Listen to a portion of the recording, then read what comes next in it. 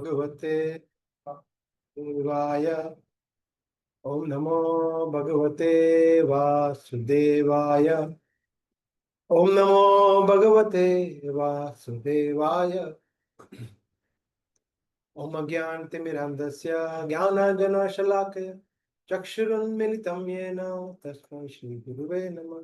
श्रीचैतन्यमनोभीष्टं स्थापितं येन भूतले स्वयं रूप कदा मह्यं ददाति स्वपदान्तिकम्। जय श्री कृष्ण चैतन्य प्रभु नित्यानंद श्री अद्वैत गदाधर श्रीवास आदि गौर भक्त वृंदा। हरे कृष्णा कृष्ण कृष्ण हरे हरे, हरे राम राम राम हरे हरे। तो हरे कृष्णा, सबका बहुत बहुत स्वागत है। हम लास्ट मंडे को हमने देखा था कि जो हम सुबह मंगला आरती गाते हैं गुरुवाष्टकम, उसका हमने महिमा देखा था, उसका अर्थ देखा था। इस तरह से अर्ली मॉर्निंग जब हम संसार दावान लोग ये प्रेयर गाते हैं तो किस तरह से सभी अशुभ चीजों का नाश होता है, कृपा मिले हमें हमें मिलती है गुरु के माध्यम से, और हमारे दिन का एक बहुत ही शक्तिशाली शुरुआत होता है। And after that we chant our rounds and we do subsequent prayers. तो जो सब्सिक्वेंट प्रेयर्स है वो आज हम थोड़ा चर्चा करेंगे। तो बताइए आप में से कोई भक्त के सबसे पहले मंगला आरती के बाद हम कौन सा आरती गाते हैं? मंगला आरती के इमीडिएटली बाद। इजी क्वेश्चन है। नरसिंह आरती। यस, हरे कृष्ण प्रभु। नरसिंह आरती। नरसिंह आरती, नरसिंह आरती, हाँ। और उसके बाद क्या गाते हैं हम? तुलसी आरती। तुलसी आरती, ठीक है। और तुलसी आरती के बाद फिर हम शिक्षाष्टकम प्रेयर गाते हैं, और उसके बाद हम 10 नाम अपराध पढ़ते हैं, वैष्णव प्रणाम करते हैं, और फिर हम माला का जप शुरू करते हैं। तो बेसिकली आज हम ये देखेंगे कि नरसिंहा प्रेयर्स और तुलसी महारानी की पूजा और उनके प्रेयर्स, उसका क्या अर्थ है, मीनिंग है, वो देखेंगे, और थोड़ा महिमा के बारे में समझेंगे। ठीक है। तो आप में से कोई बता सकता है भक्त? सबसे पहले हम देखेंगे नरसिंहा आरती, नरसिंहा प्रेयर्स। तो नरसिंहा प्रेयर्स जो है हम कब कब करते हैं, बताइए। यस, आप In में से the कोई? situation of danger, sorry? भय लगे, डेंजर सिचुएशन हो तब भी करते हैं। अच्छा, भय लगता है तब, फिर और?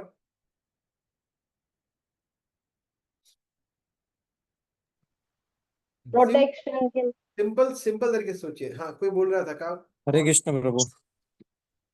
हाँ, यस। जब जब भक्ति से भटक रहे हो तब नरसिंह आरती ओके। कर सकते हाँ, हैं। सब थोड़े कॉम्प्लिकेटेड आंसर्स ढूंढ रहे हैं, सिंपल आंसर्स। हरे कृष्ण कई प्रभु। कई ट्रैवलिंग में जाते हैं विक्रम। तो स्टार्ट नरसिंह आरती से करते हैं। Okay, yes, okay. Hare Krishna Vighna Prabhu. विघ्न हरने के लिए प्रभु। विघ्न हरने के लिए, और हरे मंगला में कृष्ण प्रभु, प्रभु। हम बर्थडे में भी गाते हैं। बहुत सारे भक्त एक साथ बोल रहे हैं, एक एक करके।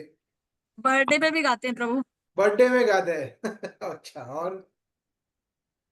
तो शाम को तुलसी आरती के बाद भी हम नरसिंह यस, आरती। 2 बार गाते हैं। हमें ये भूलना नहीं चाहिए। This is the answer I was looking for. हम एक्चुअली 2 बार गाते हैं। हम जनरली ऐसा समझ रहे हैं कि सुबह एक बार हो गया, मतलब नहीं, 2 बार गाना चाहिए। राइट, इवनिंग में भी हमें गाना चाहिए। तो जो हम प्रोसेस करते हैं तुलसी आरती और नरसिंह, आप भी मंदिर में भी आपने देखे होंगे, इवनिंग में जब कभी आप आए होंगे संडे, या तो जनरली हम देखते हैं कि तुलसी आरती के बाद होता है। इवनिंग में थोड़ा क्रम उलट जाता है। सुबह क्या होता है, नरसिंह आरती फॉलोड बाय तुलसी आरती, और इवनिंग में क्या होता है, तुलसी आरती होती है, फिर दर्शन तब बंद होते हैं, फिर उसके बाद दर्शन खुलते हैं, और संध्या आरती होती है। संध्या आरती के बाद नरसिंह आरती। तो नरसिंह प्रेयर्स हम 2 बार गाते हैं दिन में, morning and evening.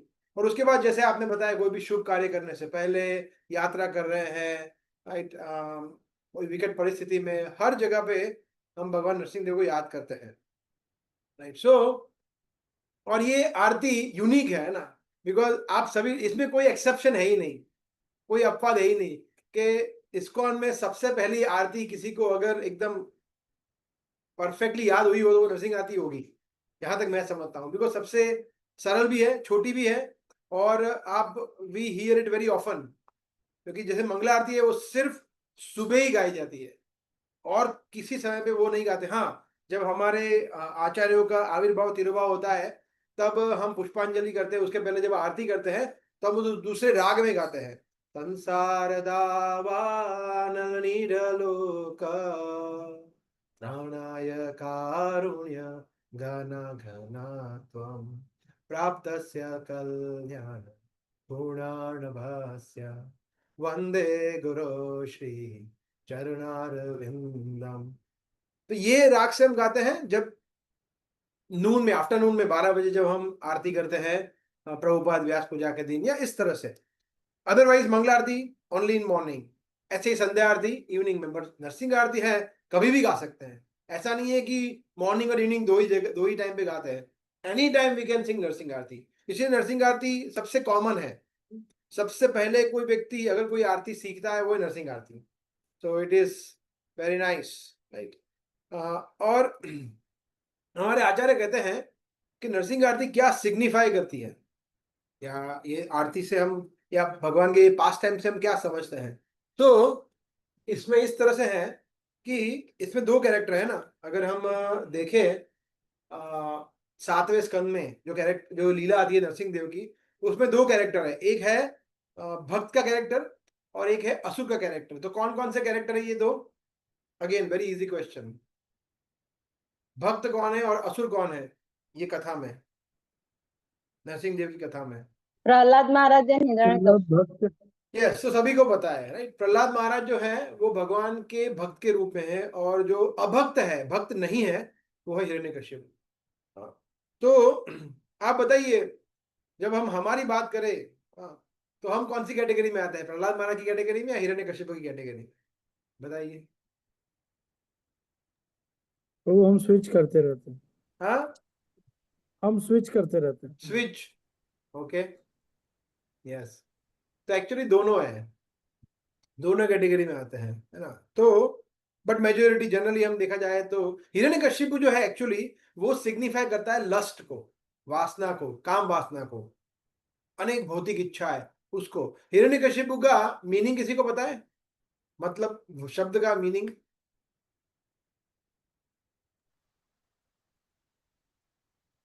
Hare Krishna. Yes, I forgot exact, but I think related to the gold something ऐसा कुछ था। यस। तो यस, हिरण्य का मतलब होता है गोल्ड, और कशिपु का मतलब बेड। हाँ, बेड। Yes, correct. बेड या अच्छा तकिया, या इस तरह से कंफर्टेबल, आराम। तो प्रभुपाद अनेक बार बताए हैं इसको। प्रभु बताया है Hiranyakashipu signifies wealth and women. Hiranyakashipu मतलब धन, तो इस तरह से देखा तो लोभ और काम, lust. So lust and greed, अगर हमारे अंदर ये दोनों भर भर के है, मतलब हम भी हिरण्यकशिपु ही है। तो हिरण्यकशिपु सिग्निफाई करता है लस्ट को और ग्रीड को। और लस्ट, ग्रीड है वो भी एक प्रकार का लस्ट ही है, बिकॉज वो ग्रीड जो है वो बहुत अनेक इच्छाएं होती है, जब वो सेटिस्फाई होती है तो वो लोभ में परिवर्तित हो जाती है। तो मूल कारण तो लस्ट ही है। Lust is the root cause of all our problems. तो हिरण्यकशिपु जो है उसको भगवान ने क्या किया था, मतलब एकदम चिथड़े चिथड़े उड़ा दिए थे भगवान ने, हाथों से, कुछ ज्यादा नहीं किया। जैसे हम देखते हैं कि राम भगवान ने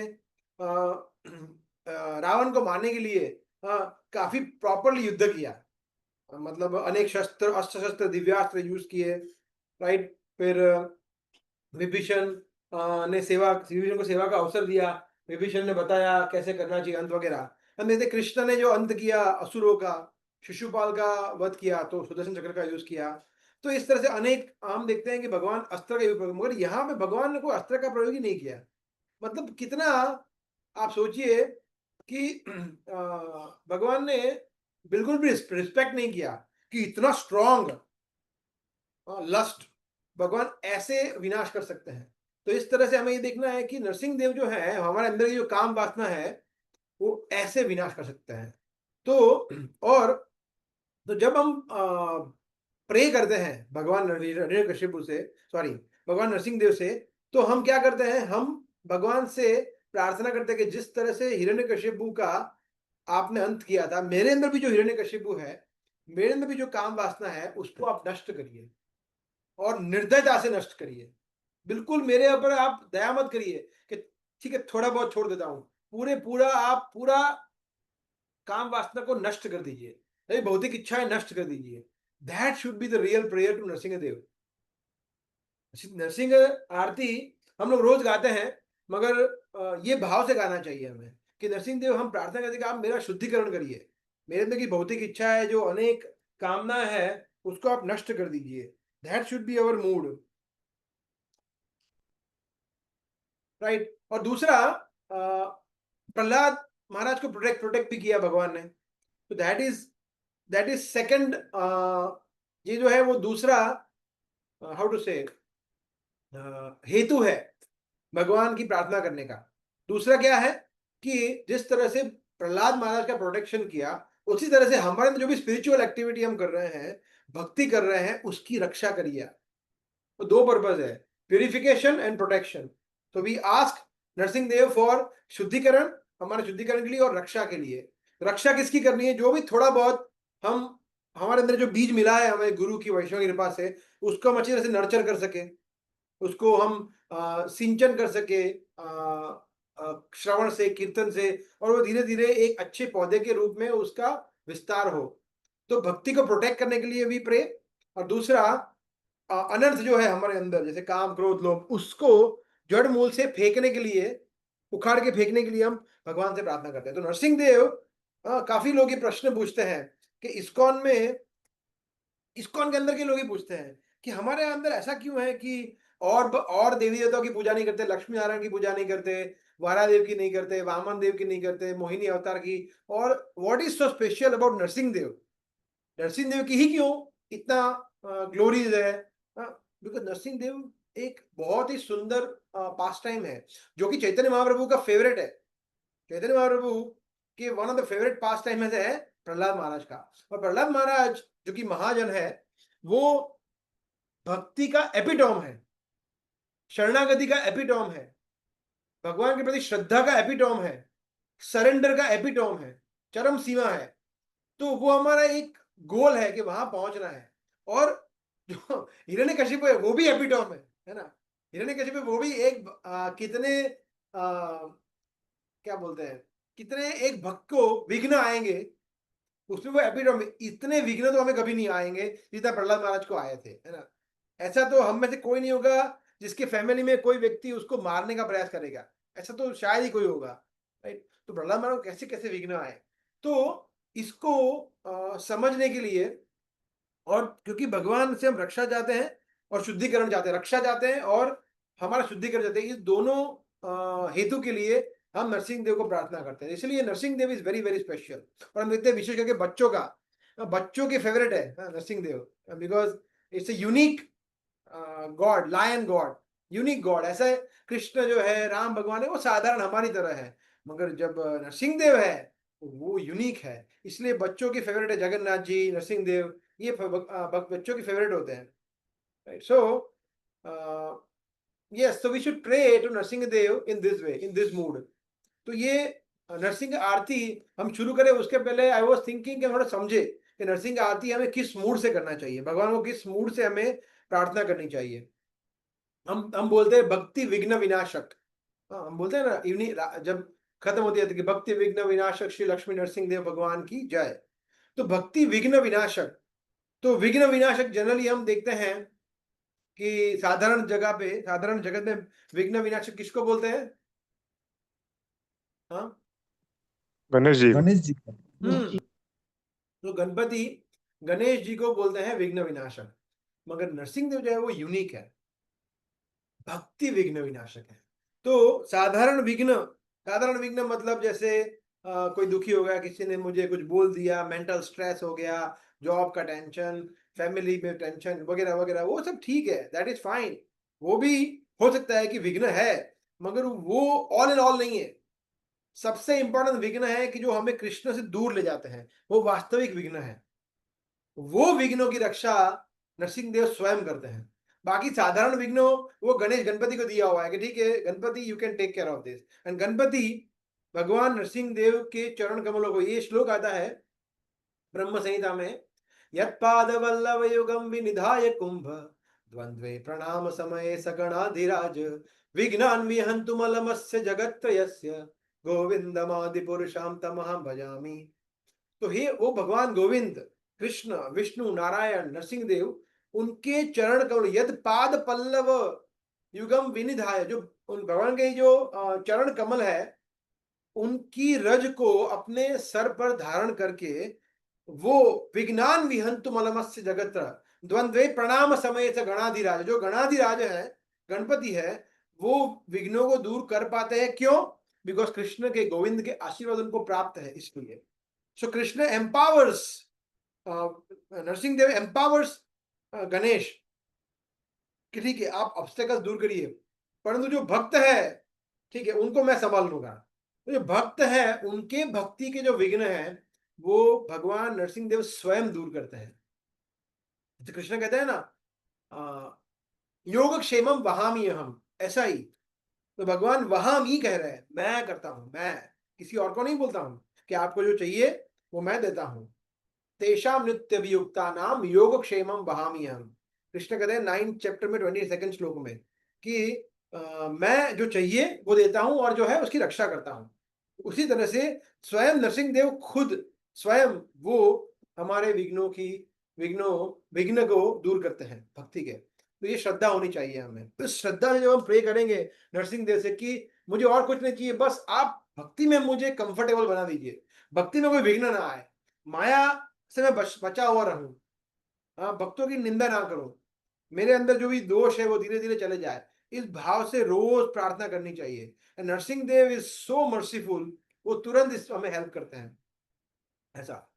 हालांकि उनको कहा गया है उग्रम वीरम Mahavishnu, that is a prayer, उग्रम वीरम महाविष्णु ज्वलंतम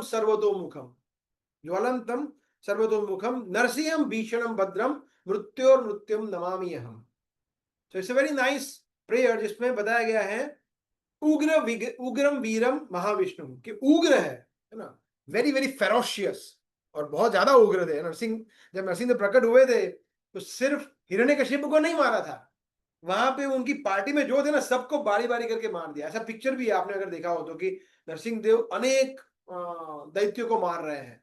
तो हिरण्यकशिपु को मारा, उसके बाद भागवत में वर्णन आता है कि बाकी सबको खत्म कर दिया, जो वहां पे सब थे ना, सबको खत्म कर दिया। वेरी वेरी, और उसके बाद भी उनका क्रोध खत्म नहीं हुआ। फिर हम देखते हैं कि फिर शिव जी, ब्रह्मा जी, लक्ष्मी देवी कोई शांत नहीं कर पाया। सो इट इज फेरोशियस, उग्र, वेरी उग्र। और वीरम मतलब उनकी क्या बात करें, उनकी इनकी वीरता की, उनकी शक्ति की क्या बात करें, कंप्लीटली अनकॉन्करेबल। कोई ऐसा नहीं तीनों लोकों में, ब्रह्मांड में, जो उनके सामने खड़ा भी रह सके, नरसिंह देव के सामने, ऐसे। तो उग्रम वीरम, and he is Mahavishnu. So he is Mahavishnu, Narayan. उग्रम वीरम महाविष्णु ज्वलंतम सर्वतो, और ज्वलंतम मतलब एफलजेंट। हाँ, भगवान जब अपीयर होते हैं तो इतनी ज्योति, सहस्त्र सूर्य उनमें से निकलते हो, उतनी ज्योति, उतनी आभा, उतना प्रकाश निकलता है। So very very effulgent. और सर्वतोमुखम का मतलब है कि हर जगह है, एक जगह है ऐसा नहीं है। जैसे अभी हम देखेंगे मीनिंग में, वहां पे एक जगह पे आता है ना, इतो नरसिंह परतो नरसिंह यतो यतो यामी ततो नरसिंह, वही नरसिंह हृदय नरसिंह। मतलब भगवान अंदर भी है, बाहर भी है, सुपर सोल भी है, हमारे अंदर भी है, और सब जगह भी है, अणु अणु में है। That is Narasimha Dev, that is Krishna. So अभी मैं आज या कल सुन रहा था, मेरे गुरु महाराज के लेक्चर सुन रहा था, उसमें वो बता रहे थे कि हिरण्याक्ष, जो इनका भाई था, हिरण्याक्ष जब भगवान को चैलेंज कर रहा था, तो हिरण्य क्या बोल रहा था, विष्णु कहां पे हो तुम, ये विष्णु है वो डरपोक है, कायर है, देखो वो छुप गया है। कैसे छुप गया है? हर एक जीवों के हृदय में छुप गया है, परमात्मा स्वरूप, डरता है मुझसे। तो उसकी देखने की, तो उसका देखने का नजरिया ये है, he thinks that Krishna is afraid of him. वो डर के मारे भगवान छुपे हुए हृदय में। अरे भैया ध्यान से देखो, आपके हृदय में भी है वो, तो भगवान डर के मारे नहीं छुपे हुए। So but he is in the, he is as a super soul, everywhere he is. नरसिंहम भीषणम, again fearful, very very fearful, भीषणम। और मतलब उसमें आप देखिए इवन प्रहलाद महाराज भी डर रहे थे, हालांकि वो भक्त थे फिर भी वो डरे हुए थे। इतना इतना भयंकर रूप था। भागवत में पूरा वर्णन आता है कि जब भगवान गर्जना करते थे, गर्जना किया था तो लोग लगा कि बस प्रलय आ गया। गर्जना इधर किया यहाँ पे आहोबलम में, साउथ इंडिया में, और पूरे संसार में लोगों को लगा कि बस अभी खत्म, प्रलय आ गया। मतलब इतना भयंकर गर्जना किया है। तो ही वॉज भीषणम, परंतु भीषणम होने के बाद भी भद्रम। भद्रम मतलब ऑस्पिशियस, परम शुभ थे, है ना, अनऑस्पिशियस नहीं। जनरली हम देखते हैं कि जो व्यक्ति फेरोशियस होता है, जैसे समझ लीजिए बाघ, चीता, टाइगर या टेररिस्ट, वो लोग अभद्र चीजें करते हैं, किसी को मार देते हैं, खा जाते हैं, वगैरह वगैरह। तो वो, मगर भगवान भीषणम होते हुए भक्तों के लिए परम भद्र है, सुभद्र है, ऐसा। सो भीषणम भद्रम, ऑल ऑस्पिशियस, बिकॉज भक्तों की रक्षा करते हैं। मृत्यु और मृत्यु नमामि हम, और साक्षात मृत्यु भी उनके सामने मृत्यु हासिल कर लेता है। So he is the death personified form में जब आएगी वो भी भगवान के सामने नतमस्तक हो जाएगी, ऐसे है भगवान। सो सच अ नाइस प्रेयर। ओके, तो अभी हम नमामि हम का मतलब है कि मैं उनको वारंवार प्रणाम करता हूँ, ठीक है। तो अभी हम नरसिंह प्रेयर शुरू करेंगे, है ना। तो सबसे पहले नरसिंह प्रेयर कैसे शुरू होती है, आप में से कौन गाएगा थोड़ा इनिशियल फर्स्ट फ्यू लाइंस? नमस्ते नरसिंहाय प्रहलाद लाद तनय हिरण्यकशिपूर्वक्षः शीलाटंका। सो यहाँ पे बताया गया है नमस्ते नरसिंहाय। ते ते मतलब वो भगवान नरसिंह देव, उनको मैं प्रणाम करता हूँ। नमस्ते नरसिंहाय प्रहलाद आह्लाद दायिने। प्रहलाद मतलब प्रहलाद महाराज, आह्लाद मतलब आनंद, आनंद की चरम सीमा। एक होता है आनंद, एक होता है आह्लाद का मतलब परम आनंद। हाँ, ऐसा बोल सकते हैं, परम आनंद। जो एक्चुअली दायिने का मतलब देना, हम देखते हैं दायित्व, ऐसा दायिने मतलब देना। सो जो प्रहलाद महाराज को परम आनंद देते हैं, ऐसे भगवान नरसिंह देव को मैं प्रणाम करता हूं। फर्स्ट लाइन का मतलब यह है कि प्रहलाद महाराज जो कि हमारे महाजन है, उनको परम आनंद देते हैं भगवान नरसिंह देव। तो देखिए जहां जहां भगवान नरसिंह देव की बात आती है, वहां सबसे पहले बात आती है उनके सबसे उच्च कोटि के भक्त प्रहलाद महाराज की। तो प्रहलाद महाराज के बगैर नरसिंह आरती इज लाइक इनकम्प्लीट। इसलिए इमीडिएटली नेक्स्ट लाइन में नमस्ते नरसिंहाय, तुरंत ही प्रहलाद आह्लाददायी ने, जो प्रहलाद महाराज को आनंद, ब्लिस देने वाले हैं, वो भगवान नरसिंह देव। फिर हिरण्य कशिपोर वक्ष। वक्ष का मतलब होता है ये वक्ष स्थल, तो छाती और पेट के आसपास का स्थल, वक्ष स्थल, मेनली छाती एक्चुअली। सो हिरण्यकशिपुर वक्ष, तो हिरण्यकशिपु का वक्ष जो कैसा है, शील। शील मतलब इट्स लाइक अ स्टोन, पत्थर के समान है। मतलब Hiranyakashipu is very very strong. हमारे जैसे नहीं कि यहाँ पे आप देखते हैं ना, कभी कभी जो बॉक्सर होते हैं या बहुत शक्तिशाली होते हैं, वो अपने मुक्के से किसी हार्ड चीज को तोड़ सकते हैं, है ना, या लकड़ा हो या पत्थर हो। हम नहीं तोड़ सकते, हमारा हाथ टूट जाएगा, बिकॉज हम इतने शक्तिशाली नहीं है। परंतु जो शक्तिशाली व्यक्ति होते हैं वो कर सकते हैं। तो हिरण्यकशिपु सोचिए कितना शक्तिशाली कि उसके वक्ष स्थल की तुलना की गई है पत्थर के समान। पत्थर के समान है, मतलब पत्थर को तोड़ना मतलब इज इम्पॉसिबल। परंतु शीला टंग का नखाला है। टंग का मतलब होता है कि चाइजल, जैसे हम वो नक्शी काम करते हैं ना पत्थर में, टक टक टक टक टक टक, तो उससे फिर टूट जाता है। तो भगवान के जो नाखून है, नख है, वो उसके समान है कि उसको तोड़ दिया, है ना। तो भगवान ने जैसे एक वार किया और आसानी से वो पत्थर के समान जो वक्ष स्थल था उसको चीर चीर कर दिया इजीली। तो ऐसा हिरण्यकशिपुर वक्ष शीलाटंका नखाला है, ठीक है। फिर नेक्स्ट इतो नरसिंह परतो नरसिंह यतो यतो यामी ततो नरसिंह बहिर नरसिंह हृदय नरसिंह नरसिंह आदिम शरणम प्रपदि। ये तो बहुत ही इजी है समझना, है ना। इतो परतो, इतो मतलब इधर, परतो मतलब उधर। तो यहाँ पे भी नरसिंह देव है, वहां पे भी नरसिंह देव है। यतो यतो यामी ततो, जहां जहां पे हमारी दृष्टि पड़ सकती है सब जगह नरसिंह देव है। तो ये भाव जो है वो प्रहलाद महाराज का भाव है। प्रहलाद महाराज ने एग्जैक्टली यही बोला था जब हिरण्यकश्यप ने पूछा किधर है, बोला इधर भी है, इधर भी है। यतो यामी ततो नरसिंह, सब जगह है भगवान नरसिंह देव, ऐसा बोला उन्होंने। बोले यहाँ पे भी है, बोला हाँ यहाँ पे, फिर मारा और भगवान प्रकट हुए। तो ये that is the mood of Prahlad Maharaj. तो ये हमें एक्चुअली ये हमें सिर्फ बोलने के लिए नहीं है, एक्चुअली हमें ये भाव आना चाहिए कि भगवान हर एक जगह है। कम से कम इतना तो सोचना ही चाहिए कि मैं अकेला नहीं हूँ, भगवान यहाँ पे तो हमेशा मेरे साथ है। सो मैं कुछ भी गलत करूंगा तो तुरंत रजिस्टर हो जाएगा पाप कर्म, तो एटलीस्ट मैं पाप कर्म तो ना करूं। भगवान दूसरे जीव के हृदय में भी है, तो उसको तो मैं चोट ना पहुंचाऊं, ठेस ना पहुंचाऊं।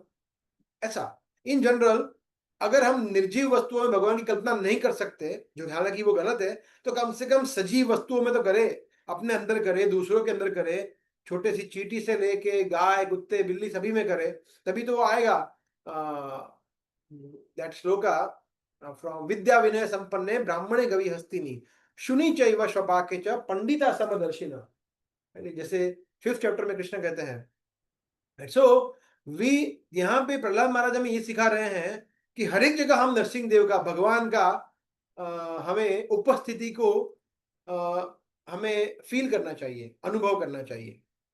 और जैसे हमने पहले देखा ना, बहिर नरसिंह हृदय, बाहर भी भगवान है, अंदर भी है, विद इन विदाउट। तो कृष्ण एक्चुअली बाहर भी है और अंदर भी है।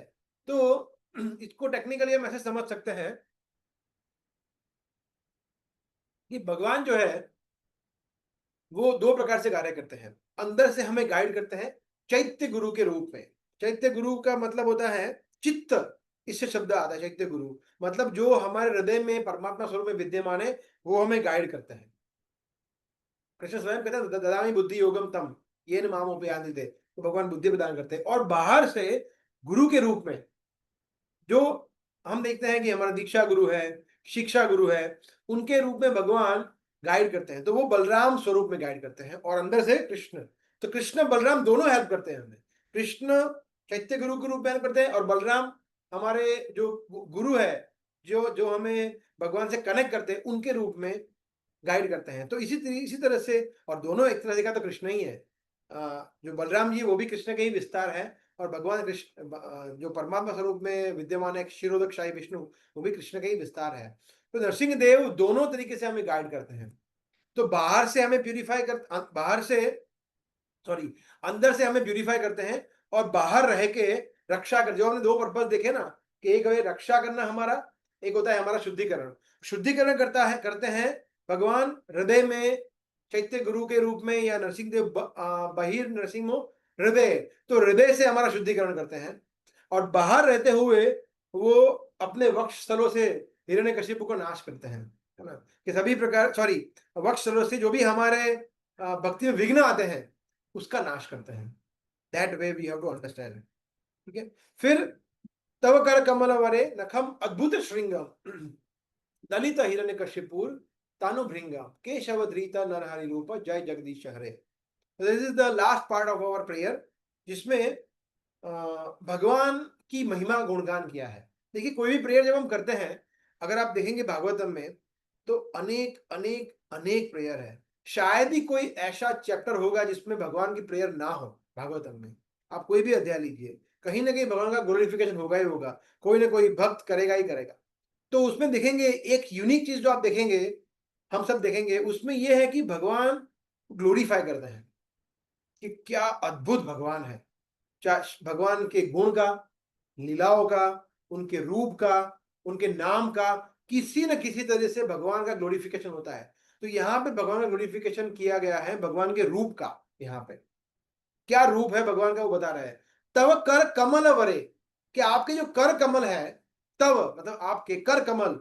तो देखिए, भगवान के जो भी अंग है, उनकी तुलना जनरली देखिए, हमने पहले भी देखा ये चीज की जाती है कमल से, बिकॉज कमल जो है वो इतना सुंदर पुष्प है, जो इतना कोमल है, कि और कोई पुष्प भगवान के अंगों की तुलना के आगे हो ही नहीं सकता। हालांकि कमल पुष्प भी भगवान के अंग के सामने तो कुछ भी नहीं है, फिर भी कुछ ना कुछ तो तुलना करनी पड़ेगी। तो हालांकि it is still material, but still. So कर कमल देखते हैं हम, फिर हम देखते हैं पाद पद्म, फिर देखते हैं हम भगवान के चरण कमल बोलते हैं, फिर हम देखते हैं कि भगवान के अरविंदाक्ष बोलते हैं। सो हम देखते हैं अलग अलग तरीके से भगवान की आंख, भगवान के होठ, भगवान के सभी अंग की तुलना की गई है कमल पत्र के, कमल के पुष्प है उसकी पंखुड़ियों से। इतने सॉफ्ट है, इतने टेंडर है। हालांकि भगवान फेरोशियस है, फिर भी उनके कर कमल यहां बताया है। So we should not forget कि वो जो शक्तिशाली होता है वो ऐसे बॉडी बिल्डर होता है, ऐसा नहीं होता है। भगवान 7 साल के थे, मतलब साधारण बॉडी, और भगवान ने पद उठाया। मुझे याद है कि प्रभुपाद के समय पे प्रभुपाद के एक शिष्य ने सबसे पहले पेंटिंग बनाया गोवर्धन लीला का। तो भगवान का एकदम बॉडी बिल्डर बनाया, एकदम बॉडी शॉडी बनाया, एकदम जोरदार, एकदम हेल्दी।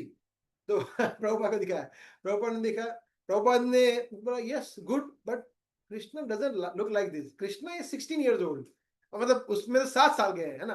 वो 7 साल के, 7 साल का बच्चे में इतनी बॉडी कहाँ से बना लिया है।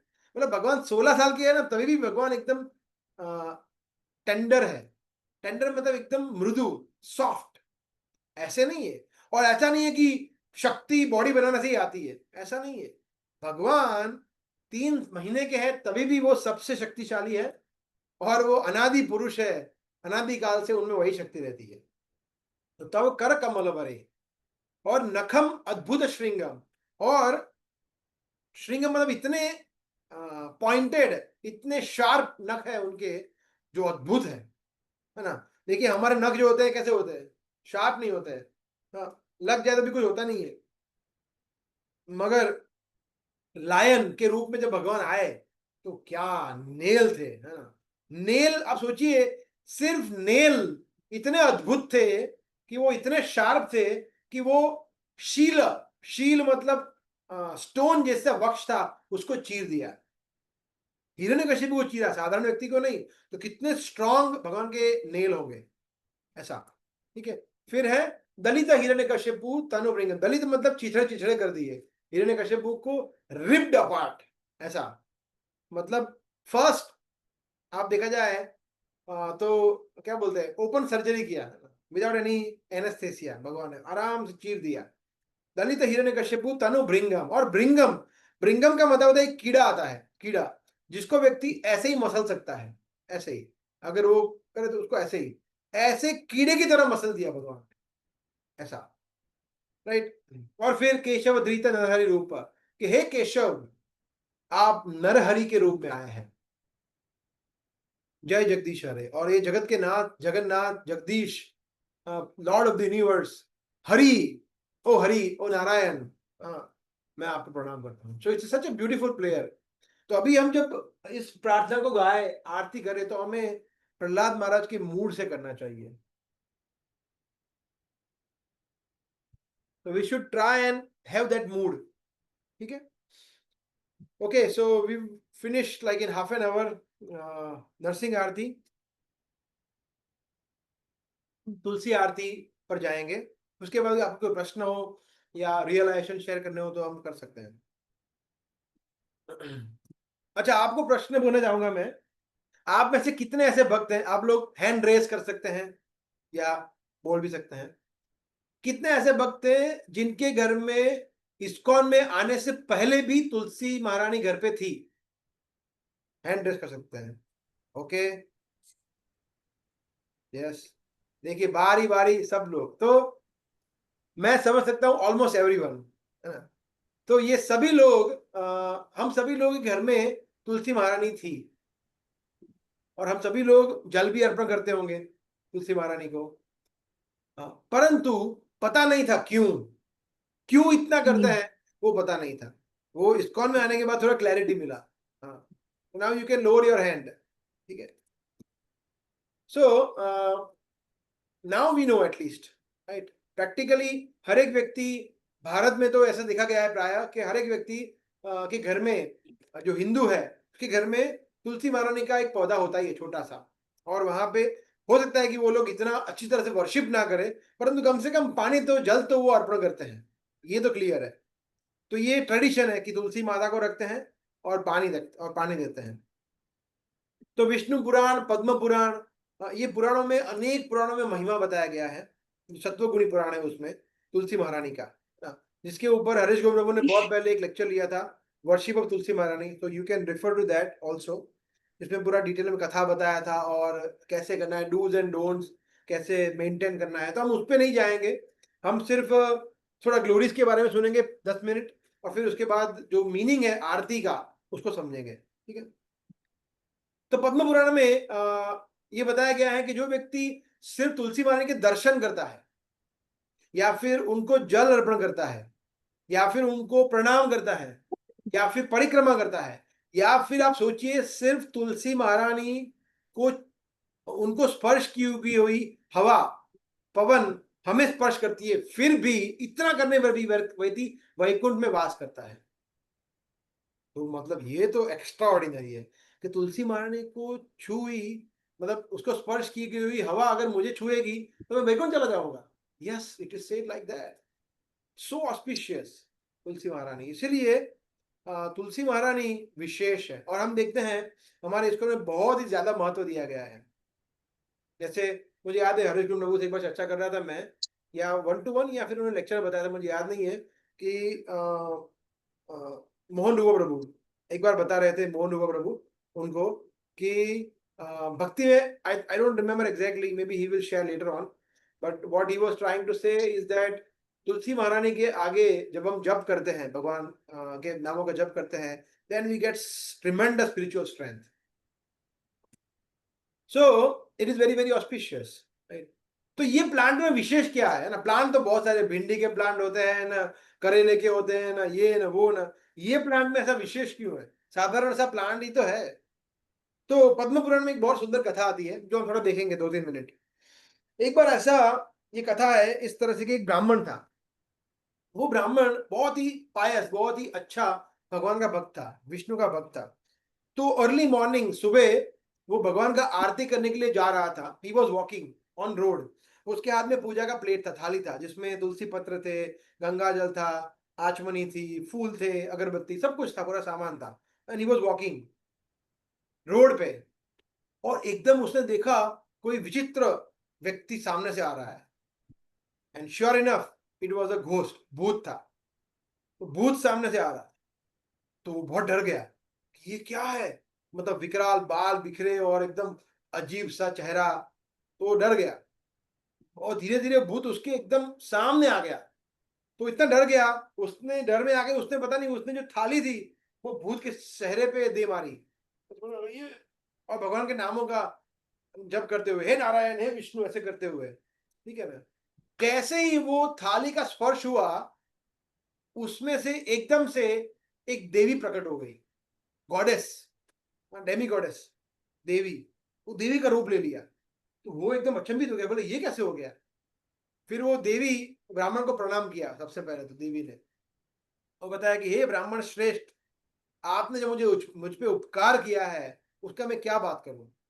और फिर वो बता रहा कि मैं पूर्व जन्म में क्या थी। वो बता रहा कि पूर्व जन्म में मैं एक स्त्री थी, और बहुत ही ज्यादा मैं आलसी थी, और मेरे पति की बिल्कुल सेवा नहीं करती थी, उनके लिए खाना नहीं पकाती थी, उनका कोई सेवा नहीं करती थी, उनको अनाप शनाप बोलती रहती थी, अपशब्द बोलती थी, और चोरी करती थी। मतलब क्या क्या कुकर्म मैंने नहीं किए। और फिर मुझसे परेशान होके अंततः मेरे पति ने मुझे त्याग कर दिया। और ऐसी सिचुएशन, फिर लंबी कथा है, ऐसी सिचुएशन हुई कि मुझे आत्महत्या करनी पड़ी, और इसीलिए मैं भूत योनि में, प्रेत योनि में मैं आ गई। परंतु मुझे बहुत भूख लगती है, बहुत प्यास लगती है, तो इसलिए मैंने सोचा कि किसी न किसी शरीर में मुझे ऑक्यूपाई करना है। तो मैंने एक बहुत ही धनी व्यक्ति के शरीर में मैंने ऑक्यूपाई किया, और वो नॉर्थ इंडिया जा रहा था। तो मैं उसके साथ बोला चलो मजा आएगा, अभी वो कोई होटल में रहेगा तो मुझे खाना मिलेगा, ये वो। मगर वो तो हरिद्वार चला गया।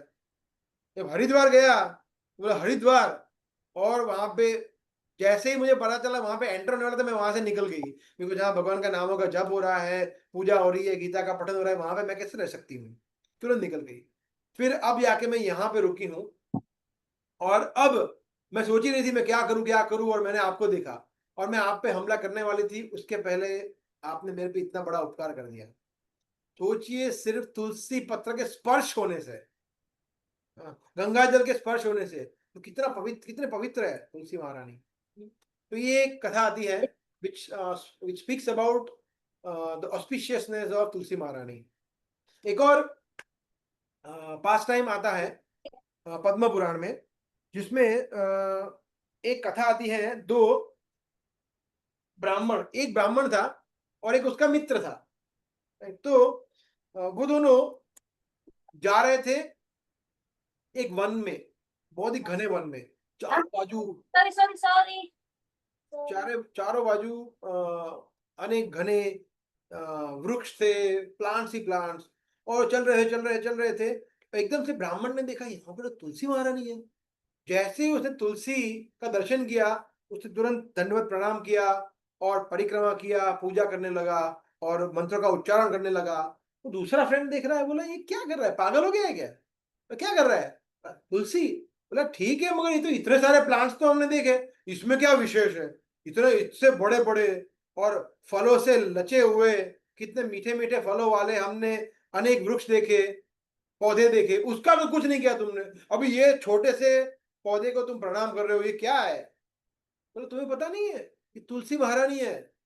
बोला उसमें क्या होता है? बोला ठीक है, मैं तुम्हें बताता हूँ तुलसी महारानी का महिमा। तो वहां पे एक वट वृक्ष था, बनियान ट्री, वहां पे जाया। बोला ठीक है, वहां पे चलते, वहां पे मैं पूरा समझाता हूँ। फिर उन्होंने ये कथा बताई कि बहुत समय पूर्व जब समुद्र मंथन लीला हुई थी, तो समुद्र मंथन लीला में हम सब जानते हैं कि देव और असुर के बीच में संग्राम हुआ, देवासुर संग्राम। उसके बाद ये संग्राम तो नहीं, बट ये ट्रीटी हुई, संधि हुई कि ठीक है हम झगड़ेंगे नहीं, अमृत को प्राप्त करेंगे। तो ये अमृत मंथन जब लीला हुई, फिर लास्ट में जब अमृत निकला, तो भगवान धन्वंतरी के रूप में जब प्रकट हुए, तो वो अमृत को लेके, कलश को लेके, तो भगवान इतने प्रसन्न थे। भगवान उन लोगों को एड्रेस कर रहे कि हे देवतागण, हे असुरगण, मैं आप लोगों के सहकार से इतना प्रसन्न हूं कि आप लोगों ने इसको प्राप्त करने के लिए ही सही, परंतु एक दूसरे का साथ दिया। और ये बोलते हुए भगवान की आंखों में से खुशी के आंसू निकले, और वो आंसू वो पॉट में गिरे जहां से तुलसी महारानी का जन्म हुआ। तो ये कथा बता रहे हैं ब्राह्मण, वो दूसरे उसके फ्रेंड को। तो जैसे ही वो कथा बता रहे हैं, एकदम से एक घटना हुई कि जो पेड़ जहां पे वो लोग बैठे थे, धड़ाम से वो पेड़ गिर गया। तो वो दोनों, और आप सोचिए वट वृक्ष मतलब ह्यूज ट्री, वो गिर गया, और वो तो नहीं, उसके बाजू वाला था वो भी गिर गया। वो दोनों भागे, जैसे तैसे करके बच तो गए। देखिए ये ऐसे कैसे गिर गया, परंतु गिर तो गया। परंतु जैसे हम देखते हैं वो यमलार्जुन वृक्ष में हुआ ना, नल कुबेर और मणिग्रीव, सिमिलरली यहाँ से भी दो देवता जैसे पुरुष बाहर आए और उन्होंने उनको प्रणाम किया। और वो ब्राह्मण बोला कि क्या, ब्राह्मण को अगेन प्रणाम कर रहे, बोले ब्राह्मण श्रेष्ठ, हम आपके ऋणी है कि आपने इतना बड़ा उपकार किया। बोला अच्छा मैंने क्या किया? बोला मैं मेरी कथा सुनाता हूँ आपको। मैं पूर्व जन्म में एक, तो पहले वाला बोलता है कि मैं पूर्व जन्म में एक देवता था, और मैं एक अप्सरा के पीछे में पीछे पीछे में दौड़ रहा था। उसके पीछे में उसके सौंदर्य से आकर्षित होकर मैं उसके पीछे उसको चेस कर रहा था। तो वो दौड़ रही थी, मैं उसके पीछे दौड़ रहा था। वो थोड़ी नजदीक आती, फिर मैं पकड़ नहीं पाता, फिर और दौड़ता। ऐसे करते करते हम लोग खेल रहे थे। फिर मैंने फाइनली क्या किया, मैंने एक फूल लिया और फूल जोर से उस पर मारा, तो वो हट गई, और वो फूल गिरा अगस्त्य ऋषि के गोद में। तो अगस्त्य ऋषि तपस्या कर रहे थे। तो जैसे ही उन्होंने देखा, तो उनकी तपस्या भंग हो गई। बोला ये क्या है? उन्होंने देखा ये किसने किया। तो वो अप्सरा को बोला कि तुमने ये किया है, दुष्कृत्य। बोला नहीं नहीं नहीं, मैंने कुछ नहीं किया है, इसने किया है। तो मैं फंस गया। तो अगस्त्य ने बोला कि तुमने किया है? बोला हाँ ऋषिवर, परंतु वर, कोई परंतु नहीं, तुम काम के वश में आके तुम कंप्लीटली पागल हो गए, है ना? तुम्हें इतना ज्यादा तुम्हारे अंदर वासना है इतना तुम्हें क्रीड़ा करना है अप्सरा के साथ, मैं तुम्हें श्राप देता हूं कि तुम ब्रह्म राक्षस बन जाओ। ब्रह्म राक्षस मतलब ये हाईएस्ट कैटेगरी का भूत है, जो मतलब सबसे खतरनाक होता है ब्रह्म राक्षस, उससे खतरनाक कोई नहीं होता है। तो ब्रह्म राक्षस बनने का श्राप दे दिया उनको। और ब्रह्म राक्षस जनरली वट वृक्ष में रहता है, वट वृक्ष में, तो बोला वट वृक्ष में रहना। और तुरंत ही वो उनके चरणों में गिर गया वो देवता, कि प्लीज मुझे क्षमा कर दीजिए अगस्त्य ऋषि, बहुत गलती हो गई। बोला ठीक है, अभी तुम क्षमा प्रार्थी हो, तुम्हें पछतावा है, तो मैं तुम्हें उसका सॉल्यूशन भी देता हूँ कि जब तुम भगवान विष्णु की और तुलसी महारानी की महिमा को सुनोगे, तुम मुक्त हो जाओगे, ये आशीर्वाद देता हूं मैं। तो इस तरह से ब्राह्मण देव, आपने बोला मैं यहाँ पे कितने लोग आते हैं मगर कोई रुक बैठता है, रुकता है, मगर कोई फालतू बातें करता है, भगवान की और तुलसी मारने की कोई कथा करता ही नहीं है। आप अकेले हो जिन्होंने की, और इसकी वजह से मुझे ये मुक्ति मिली, तो बहुत बहुत धन्यवाद आपका। फिर दूसरे को बोला तुम्हारा क्या स्टोरी है, तुम तो बताओ, तुम कैसे आए यहाँ पे। बोला मेरा भी ऐसा ही कुछ है, मैंने मेरे गुरु का अपराध किया है, आई ऑफेंडेड माई गुरु। मेरे गुरु जो कि भगवान के एक शुद्ध भक्त हैं and one of the best servants of Lord, उसका मैंने अपराध किया है।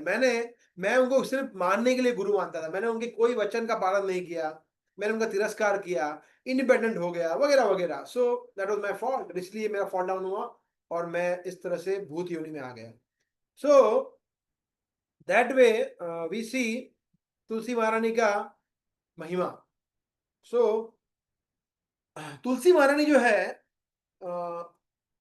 विशेष क्या है उनके बारे में, देखिए हम साधारणतः देखते हैं, anyway that will come in a while, but जो स्पिरिचुअल वर्ल्ड है उसमें हम देखते हैं कि भगवान राधा और कृष्ण उनके अनेक असिस्टेंट होते हैं ना, सेवक होते हैं जो उनकी सेवा करते हैं। राधा रानी के भी सेवक होते हैं, कृष्ण के अलग सेवक होते हैं। तो वो सेवक होते हैं, उनके भी सेवक होते हैं, असिस्टेंट, उनके भी फिर असिस्टेंट होते हैं। तो इस तरह से पूरा चेन होता है, हायरार्की होता है।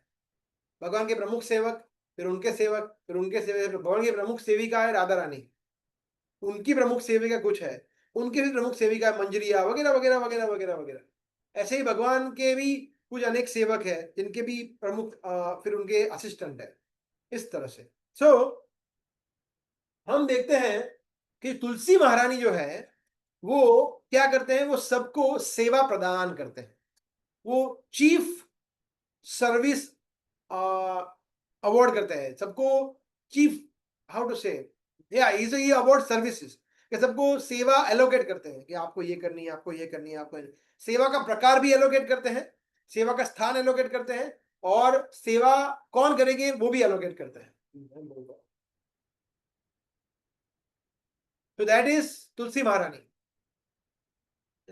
सो एक्चुअली उनका नाम है वृंदा देवी वहां पे, और जब वो यहाँ पे आते हैं भूलोक में, तो वो तुलसी प्लांट के रूप में आते हैं वहां पे। तो वो she is a person, Vrinda Devi जिनका नाम है, गोपी है, उनका नाम है वृंदा देवी, और वो उनका मेन कार्य क्या है, सबको सेवा एलोकेट करते हैं।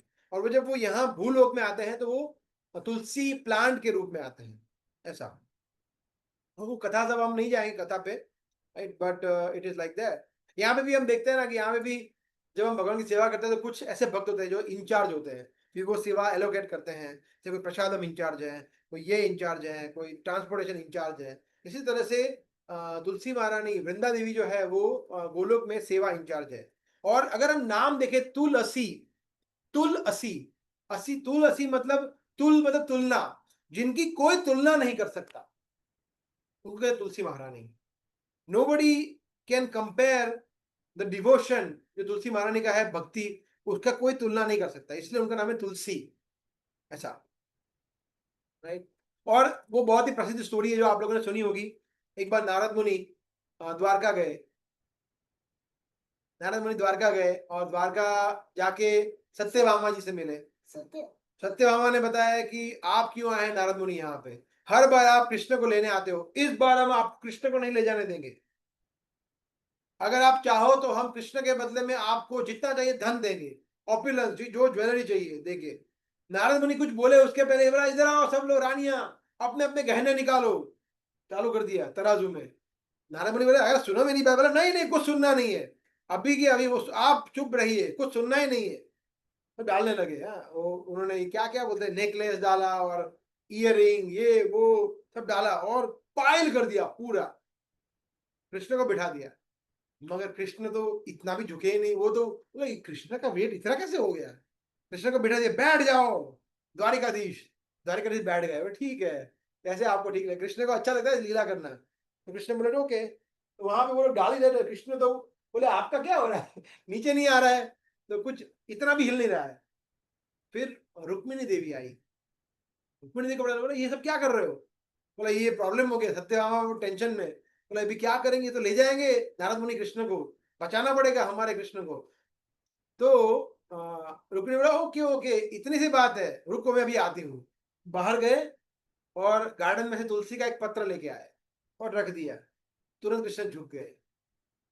तो ये तुलसी महारानी का महिमा है, वजन है, दैट इज द वेट, भक्ति का वेट है, डिवोशन का वेट है। तुलसी महारानी भगवान के सबसे सर्वोच्च भक्त में से एक है, इसलिए उनका वेट इतना है।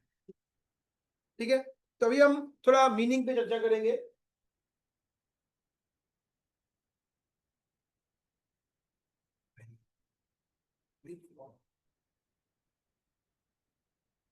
तो सबसे पहले तुलसी प्रणाम हम करते हैं। वृंदाय तुलसी देव्ये प्रियाय केशवस्य च विष्णु भक्ति प्रदे देवी सत्यवत्ते नमो नमः। तो इसको समझना आसान है, इजी है कि वृंदाय जो तो वृंदे देवी भी है और तुलसी देवी भी है। वृंदाय तुलसी देव्ये, एक मिनट,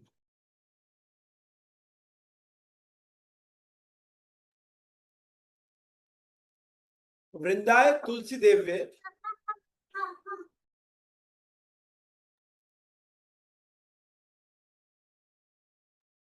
सॉरी प्रियाय केशव से जो, और केशव जो है आप उनके बहुत ही प्रिय है।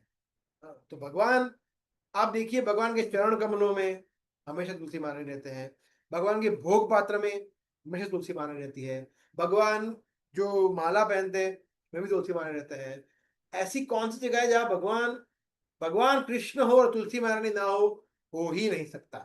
जैसे राधा कृष्ण युगल जो है वो हमेशा युगों युगों तक एक है, वैसे तुलसी महारानी कृष्ण के बगैर और कृष्ण तुलसी महारानी के बगैर इमेजिन ही नहीं कर सकते हैं। इसलिए बहुत ही ज्यादा प्रिय है कृष्ण को। प्रियाय केशवस्य च विष्णु भक्ति प्रदे देवी। प्रदे का मतलब होता है देना, प्रदे देवी, तो हे देवी आप कृष्ण की विष्णु की भक्ति प्रदान करते हैं। सत्यवत्ते नमो, और आपसे सुप्रीम ट्रूथ कोई है ही नहीं, परम सत्य है वो आप है। आपकी भक्ति आपकी पूजा आराधना सबसे श्रेष्ठ सबसे सत्य है। तो that is the meaning of Tulsi pranam. तो हम प्रणाम करते हैं 3 बार, before the aarti and after the aarti. ठीक है, फिर हम शुरू करते हैं। नमो नमः तुलसी कृष्ण प्रियसी नमो नमः राधा कृष्ण सेवा पावो ए अभिलाषी। तो इसको भी समझना आसान है, बहुत ही इजी है। तो ये जो प्रेयर है वो हालांकि बंगाली में है, परंतु बहुत ही इजी है समझना, इसके वर्ड्स को समझना, बिकॉज हिंदी से काफी मिलता जुलता है। तुलसी कृष्ण प्रियसी नमो नमः, फिर से यहाँ बताया कि आप कृष्ण को बहुत ही ज्यादा प्रिय हो, इसलिए मैं आपको वारंवार प्रणाम करता हूँ। राधा कृष्ण सेवा पावो ए अभिलाषी, तो जैसे हमने चर्चा किया जो उनका कार्य क्या है कि राधा कृष्ण की सेवा को एलोवेट करने की, इसलिए ए अभिलाषी, मेरा अभिलाषा, मेरी आशा, मेरी डिजायर क्या है कि मुझे राधा कृष्ण की सेवा आप दीजिए। That is my prayer. Because आप सर्विस अवॉर्ड करते सबको ना, तो आप सिर्फ आप ही है जो मुझे सेवा दे सकते हैं। एक्चुअली हम रोज क्या करते हैं, यही तो करते हैं, ये तो प्रार्थना करते हैं, हरे कृष्ण कृष्ण कृष्ण हरे हरे, हरे राम राम राम हरे हरे। तो हम सेवा तो मांगते हैं भगवान से, राधा रानी से, तो वो सेवा तुलसी महारानी के थ्रू हमें मिल सकती है। इसीलिए तुलसी महारानी के सामने जब माला का जप करते हैं तो फिर भगवान का प्रेम सेवा भक्ति मिल सकता है तुरंत, बिकॉज ही इज कृष्ण प्रेम प्रदायनी, कृष्ण सेवा प्रदायनी। So that is how it is, right. सो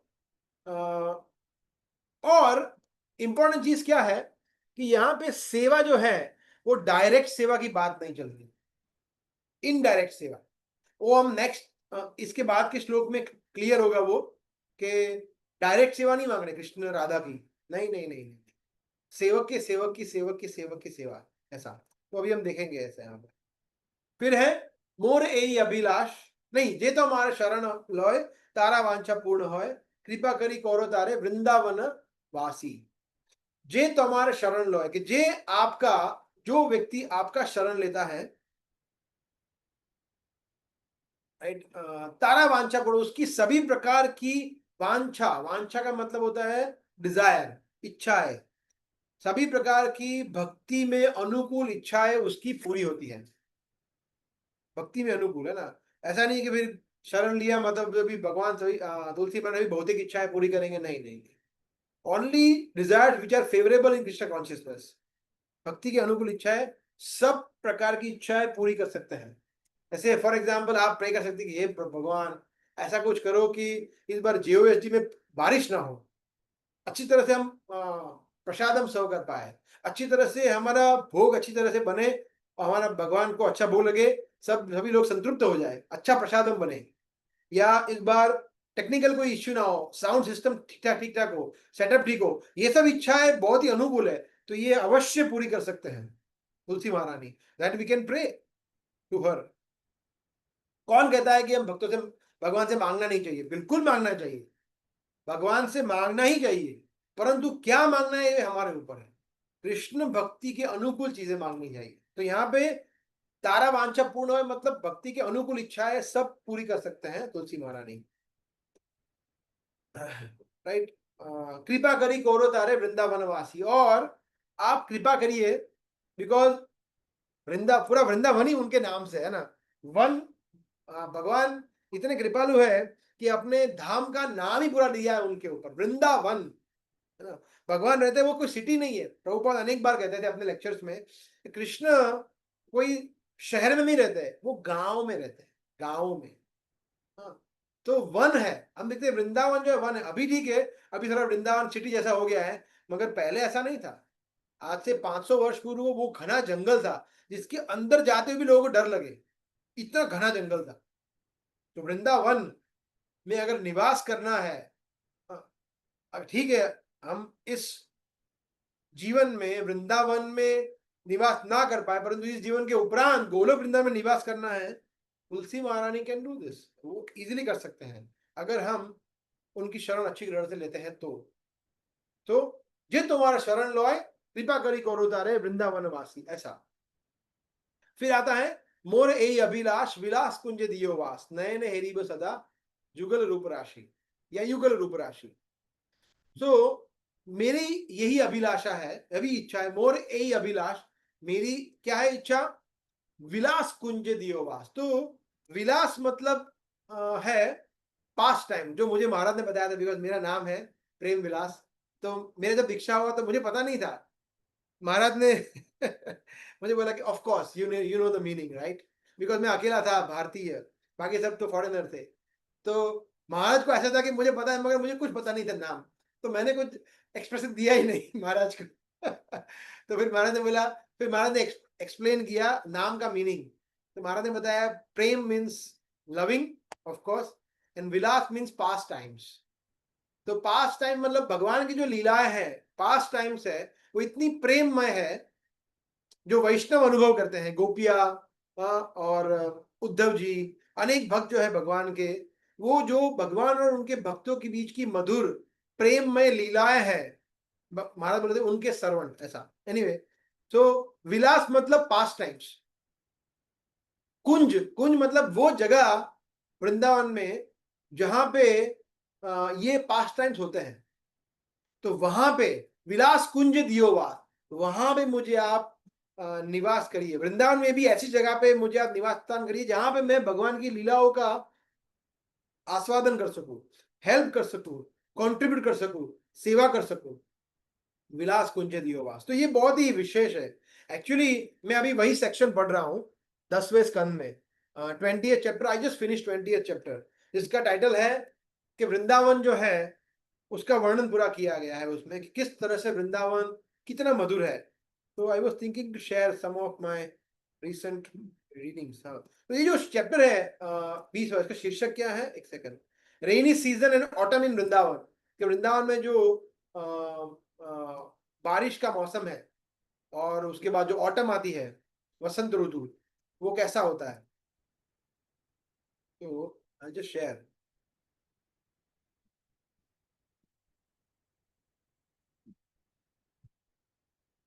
तो यहाँ पे देखिए, आपको मैं कुछ एग्जांपल देता हूँ। जैसे 13 श्लोका है, 13 श्लोका, इसमें क्या कहते हैं, देखिए इसमें वृंदावन का अद्भुत वर्णन किया गया है, सुखदेव गोस्वामी करते हैं। और उसके बाद सुखदेव गोस्वामी एकदम टॉप क्लास मैसेज दे रहे हैं, फिलोसॉफिकल। मतलब इतना कॉन्ट्रास्ट है दोनों। आप सोचिए कि अद्भुत भगवान के धाम का वर्णन है और उसके साथ साथ एकदम हाई क्वालिटी तत्व ज्ञान भी दे रहे हैं इसके साथ साथ। आप सोचिए कि क्या पोएट्री है, क्या वर्णन किया है सुखदेव गोस्वामी ने, है ना। देखिए हमें एक दो एग्जाम्पल देखेंगे यहाँ पे बताया है, एक second, how to minimise, yeah okay, यहाँ बताया गया है कि yeah this one, as all creatures of the land and water took advantage of the new leaf. बता रहे हैं कि जैसे सभी प्रकार के जो जीव है, जैसे भूमि के जीव, जलचर, जैसे ही नया पानी गिरा, रेन वाटर, वर्षा का पानी गिरा फ्रेश, तो वो एकदम अट्रैक्टिव और प्लीजिंग हो गए। कैसे, जैसे जैसे भगवान के भक्त भगवान की सेवा करके जैसे जुबिलेंट और ब्यूटीफुल हो जाते हैं, सुंदर हो जाते हैं, वैसे ही। तो देखिए यहाँ पे कितना सुंदर तुलना किया गया है कि अगर हमें सुंदर होना है, ब्लिसफुल होना है, ब्यूटीफुल दिखना है, तो मेकअप से नहीं होता है, तो भगवान की सेवा से होता है। तो सच अ नाइस श्लोका। फिर बता रहे हैं कि where the rivers join the ocean, जब नदी जाके समुद्र से मिल गई, तो जो वेव्स थे वो हवा की वजह से इधर उधर हो रहे थे, है ना। कैसे, उसी तरह से जब एक अपरिपक्व योगी एजिटेट, विचलित हो जाता है, कब, क्यों, जब उसके अंदर काम वासना आ जाती है, जब उसको इंद्रिय तृप्ति करनी है, तो उसका मन विचलित हो जाता है ना। ऐसे हमने देखा सौबरी मुनि के बारे में हमने देखा है, फिर विश्वामित्र मुनि और अनेक, अजामिला से अनेक उदाहरण है, इनका भी है, Shukracharya and so many of, Indra, ऐसे अनेक है उदाहरण जो काम वासना से उनका मन विचलित हो जाता है। तो वैसे उदाहरण दे रहे हैं। फिर लास्ट देखते हैं 15वां श्लोक। जैसे, और यहाँ पे एकदम उल्टा बोल रहे हैं, विपरीत, कि जस्ट एज डिवोटीज, जैसे भक्तों के मन पूर्ण पुरुषोत्तम भगवान में जब स्थिर होते हैं, तब वो हमेशा शांत हो जाते हैं। हम देखते हैं भक्त एकदम शांत होते हैं ना, और आप किसी भी तरह से उनको एजिटेट करो, जैसे प्रहलाद महाराज, कितना भी डेंजर आया फिर भी वो शांत थे। वैसे ही जो बड़े बड़े पर्वत थे, कितने भी बारिश उसके ऊपर गिरी, वो रिपीट, वो एकदम चट्टान एकदम प्रॉपर रहे, कुछ उनको प्रॉब्लम नहीं हुआ, एकदम स्थिर रहे। तो इस तरह से बहुत ही सुंदर वर्णन है, हमने तो कुछ ही श्लोक लिए, बट वृंदावन की जो वन है, कुंज है, उसका बहुत ही सुंदर वर्णन किया गया है। जब हम इसको पढ़ते हैं तब हमें वास्तव में लगता है कि भगवान का धाम वास्तव में कैसा होगा, कितना सुंदर होगा। जैसे एक और यहाँ पे आता है प्रलंबासुर का, 18वें अध्याय में प्रलंबासुर। तो प्रलंबासुर का जब मैं पढ़ रहा था तो उसमें वर्णन आता है अलग अलग, कि क्वचित क्वचित क्वचित, ऐसे बहुत बार आता है कि क्वचित ये क्वचित वो, कभी भगवान ये गेम खेलते थे, कभी भगवान ये गेम खेलते थे, बलराम जी ये गेम खेलते थे। ऐसे कम से कम 25-30 गेमों का गेम्स, या क्या बोलते हैं गेम्स को हिंदी में, खेल कूद, उसका वर्णन है कि भगवान ने ये भी करते थे, ये भी करते थे, ये भी करते थे। तो मैं सोच रहा था, आई वाज जस्ट थिंकिंग कि कितना ये आश्चर्यजनक है कि संसार के सबसे बड़े सन्यासी, सबसे बड़े वैरागी सुखदेव गोस्वामी ये खेलों का वर्णन कर रहे हैं, बच्चों के खेलों का वर्णन कर रहे हैं। और कितना आश्चर्यजनक है कि संसार के टॉप मोस्ट गृहस्थ, top most king of the entire world, Parikshit Maharaj उसको सुन भी रहे हैं। मतलब आश्चर्यजनक है।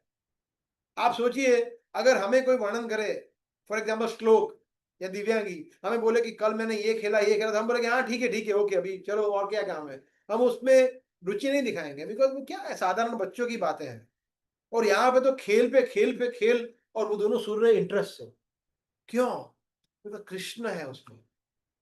कृष्ण आते ही वो भगवान के खेल दिव्य हो जाते हैं। सोचिए, बच्चों का खेल, इसमें पूरा विविधता है, वर्णन है। तो उसी तरह से हम देखते हैं कि ऐसे वृंदावन में वास, ऐसे वृंदावन में सेवा तुलसी महारानी देते हैं, जहां पे, और एक्चुअली देखा जाए तो परीक्षित महाराज, सुखदेव गोस्वामी सिर्फ वर्णन नहीं कर रहे हैं, उनको भी वास चाहिए वहां पे। उनको भी वो इसलिए कि वो भी प्रार्थना करे कब हमें वृंदावन में स्थान मिलेगा। उनको छोड़ो, ब्रह्मा जी, स्वयं ब्रह्मा जी ये बोलते हैं। So let me pull out that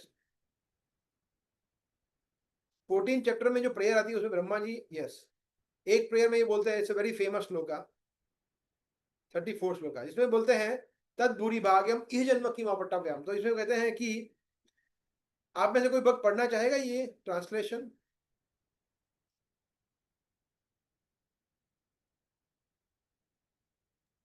Hare Krishna. या पढ़िए। My greatest possible good fortune would be to take any birth whatever in this forest of Golkul and have my head bathed by the dust falling from the lotus feet of any of its residents. Their entire life and soul is the Supreme Personality of Godhead Mukunda, the dust of whose lotus feet is still being searched for in the Vedic mantras. हाँ, तो देखिए यहाँ ब्रह्मा जी का भाव कैसा है, सोचिए कितना उच्च कोटि का भाव है ब्रह्मा जी का, है ना। कि ब्रह्मा जी बोल रहे हैं कि मेरा सबसे बड़ा भाग्य क्या है, तद भूरी भाग्य। ये भूरी भाग्य का प्रयोग इस पूरे अध्याय में कम से कम 4 या 5 बार उन्होंने किया है। भूरी भाग्य मतलब भाग्य नहीं, हाईएस्ट फॉर्च्यून। भाग्य मतलब हमारा सौभाग्य, मतलब सबसे हाईएस्ट ऑफ द हाईएस्ट सौभाग्य क्या होगा कि मैं यद गोकुल अभी तत् कतमांग्री रजो अभिषेकम, के यहाँ पे जो ये रहते हैं ब्रजवासी, उनके चरण कमलों की धूली मेरे पे गिरे। इसलिए मैं चाहता हूं कि मुझे यहाँ पे एक छोटा सा रचकण बना दो, या मुझे एक जीव जंतु बना दो। ब्रह्मा जी को बोल रहे हैं, सोचिए सृष्टि के रचयिता बोल रहे हैं कि मुझे वृंदावन में एक जीव जंतु बना दो, ताकि मेरे ऊपर ये लोग मुझे कुचल डाले और मेरे ऊपर उनके चरण कमलों की धूली आ जाए। किनके चरण कमलों की धूली आ जाए? कि जिनका पूरा जीवन ही मुकुंद है, उनके अलावा उनको कुछ नहीं चाहिए, जस्ट कृष्ण। और actually it is like that when you here gopis prayers, जो 21st चैप्टर है, इसमें भगवान की फ्लूट का वर्णन करते हैं गोपियां। तो क्या वर्णन किया है गोपियों ने। Today I was reading, amazing. तो ऐसे ब्रजवासियों, ऐसे ब्रजवास का इंपॉर्टेंस क्या है, तो ये तुलसी माला प्रदान कर सकते हैं। और actually Brahma ji is very interesting. आप देखिए यहाँ पे यही पे शायद यस ये रहा कि यहाँ पे प्रभुपाद क्या कहते हैं। प्रभुपाद ये कह रहे हैं, प्रभुपाद यहाँ पे ब्रह्मा जी के माइंड को रिवील कर रहे हैं। कृष्ण बुक में दिया है ये 1st चैप्टर है जो प्रभुपाद के शिष्यों ने लिखा। 13 चैप्टर तक प्रभुपाद ने लिखा है ट्रांसलेशन भागवत में। उसके बाद प्रभुपाद हमारे बीच नहीं रहे, वो यहाँ से अप्रकट हो गए। उसके बाद उनके शिष्यों ने लिखना शुरू किया। तो ये 1st चैप्टर है, परंतु यहाँ पे वो लोग क्या लिख रहे हैं कि in Krishna the supreme personality of godhead book, Shri Prabhupada क्या कहते हैं, ब्रह्मा जी के माइंड को रिवील करते हैं। ब्रह्मा जी क्या कहते हैं कि अगर मैं, क्योंकि ब्रह्मा जी ऐसा बोल रहे हैं विनम्रता के वश में आकर कि मैं जानता हूं कि मैं इतना भाग्यशाली नहीं हूं कि मुझे वृंदावन में वास मिले, तो कोई बात नहीं, मुझे वृंदावन के बाहर वास दे दो, थोड़ा ही बाहर, बाजू में ही, ताकि वहां ब्रजवासी आए तो सही और मुझे अपने चरण कमलों की धूली दे। मुझे वृंदावन में वास नहीं चाहिए, चलेगा नहीं मिलेगा तो, मगर उसके बाजू में रखना ताकि ब्रजवासी आके मेरे ऊपर अपने चरण कमल रखे। That is even higher consciousness कि मैं हालांकि क्वालिफाइड तो हूं नहीं, योग्य तो हूं नहीं, तो क्या करे, कोई बात नहीं, बाजू में रखिए ताकि मुझे कम से कम धूली तो प्राप्त हो, भले मुझे वृंदावन का वास प्राप्त ना हो, ऐसा। सो इट इज सो नाइस। ये तात्पर्य लिखे प्रभुपाद ने, उनके शिष्यों ने। इसलिए भागवतम पढ़ना बहुत जरूरी है। तो भागवतम के तात्पर्य हम पढ़ेंगे ना, तो बहुत सारे नए नए रियलाइजेशन हमें मिलेंगे. सो या सो दिस इज लाइक तुलसी महारानी का महिमा. राइट. फिर क्या आता है, ए निवेदन धर सखी अनुगत धर करो सेवा अधिकार दिए करो निज दासी. कि ए निवेदन, कि मैं ये निवेदन कर रहा हूं आपसे, प्रार्थना कर रहा हूं, सखीर अनुगत करो. सखीर, सखीर मतलब जो सखी है, राधा रानी की सखिया है, उनकी सखिया है, उनका अनुगत, अनुगत मतलब फॉलोअर, फॉलोअर या फिर उनका असिस्टेंट, मुझे वो चाहिए. मुझे डायरेक्ट सेवा नहीं करनी है. This is the right mood. कि डायरेक्ट भगवान की सेवा करना, नो, दैट इज, हम लोग उसके लायक नहीं है, बिल्कुल भी नहीं है. हम भगवान के सेवक के सेवक के सेवक के सेवक बन जाए, वही बहुत है. तो इसलिए यहाँ पे क्या मांग रहे हैं कि मुझे सखीर अनुगत, मुझे भगवान के जो हेल्प करते हैं, सखिया है, मंजरिया है, उनका असिस्टेंस में मुझे जोड़ दीजिए से, और मुझे सेवा करने का अधिकार दीजिए. सेवा करने का मुझे एक एम्पावरमेंट दीजिए कि मैं सेवा अच्छी तरह से कर पाऊं. और कोरो निजी दासी, मुझे अपना दास, मुझे अपना सेवक बना लीजिए, हे तुलसी महारानी. ऐसा. दीन कृष्ण दासे कौय ए येन मोर होय, श्री राधा गोविंद प्रेमे सदा येन भासी. कि ये जो कृष्ण दास है वो बहुत ही दीन है, मतलब सच अ फॉलन सोल, पतित जीव है. हाँ, जो कि हम हैं, हालांकि हमारे आचार्य बिल्कुल नहीं है, मगर वो विनम्रता के भाव से ये लिख रहे हैं कि मैं बहुत ही पतित हूँ. हालांकि वो पतित नहीं है, वो शुद्ध महाभागवत है. परंतु हमारे लिए तो ये बिल्कुल एप्लीकेबल है कि हम लोग, वी आर सो फॉलन. और हम क्या मांग रहे हैं, श्री राधा गोविंद प्रेम है. और अल्टीमेट क्या चाहिए, हमें प्रेम चाहिए भगवान राधा और कृष्ण का, कि मैं हमेशा भगवान के प्रेम में डूबा रहूं. हालांकि ये बहुत ही उच्च कोटि का लक्ष्य है, परंतु लक्ष्य तो यही होना चाहिए. भले हम उसके लिए धीरे धीरे स्टेप बाय स्टेप प्रोग्रेस करें, प्रयास करें, but our goal should be to achieve Krishna prem, not Krishna loka, not Krishna, भगवान को प्राप्त करना नहीं. और कृष्ण प्रेम तो जरूरी नहीं है कि हम कभी भी कहीं भी प्राप्त कर सकते हैं. नर्क लोक में भी व्यक्ति कृष्ण प्रेम प्राप्त कर सकता है, स्वर्ग लोक में भी कर सकता है, यहाँ में भी कर सकता है. तो कृष्ण प्रेम चाहिए. फिर गति कौन सी मिले, कौन सी योनि में मिले, कोई फर्क नहीं पड़ता है. A cow can also love Krishna, a dog can also love Krishna. तो न धनम न जनम न सुंदरीम मम जन्मनि जन्मनीश्वरे भवतात भक्ति. तो भक्ति मतलब प्रेम. तो भक्ति चाहिए, प्रेम चाहिए. तो यहाँ पे सदा ही श्री राधा गोविंद प्रेम है सदा ये भासी, हमें प्रेम की प्रार्थना करनी है. ऐसा. और फिर लास्ट परिक्रमा या प्रदक्षिणा मंत्र आता है, यानी कानी च पापानी ब्रह्म इत्यादि कानी च तानी तानी प्रणश्यन्ति प्रदक्षिणा पदे पदे. यानी कानी च पापानी, यानी कानी मतलब वॉट एवर, च पापानी जो भी पाप कर्म किए हैं, ब्रह्म हत्यादि कानी च है. तो ब्रह्म हत्या से बड़ा पाप क्या हो सकता है. हालांकि ब्रह्म हत्या की कैटेगरी का भी पाप है गौ हत्या, वो भी बहुत ही बड़ा पाप है. तो गौ हत्या और ब्रह्म हत्या, ये दोनों इतने महान पाप है, इसका कोई सॉल्यूशन नहीं. जैसे क्योंकि इसीलिए भगवान को कहा गया, भगवान को गो ब्राह्मण हिताय च. Krishna is the well wisher या डियरेस्ट टू ब्राह्मण एंड काउस. तो ब्राह्मण मतलब वैष्णव, जो कास्ट ब्राह्मण की बात नहीं हो रही है. कास्ट ब्राह्मण भी ब्राह्मण ही बोल सकते हैं उनको, परंतु यहाँ पे ब्राह्मण मतलब ब्रह्म जानती थी ब्राह्मण है, कि जो भगवान का परम भक्त है, शुद्ध भक्त है, उसकी हत्या भी कर दी हो.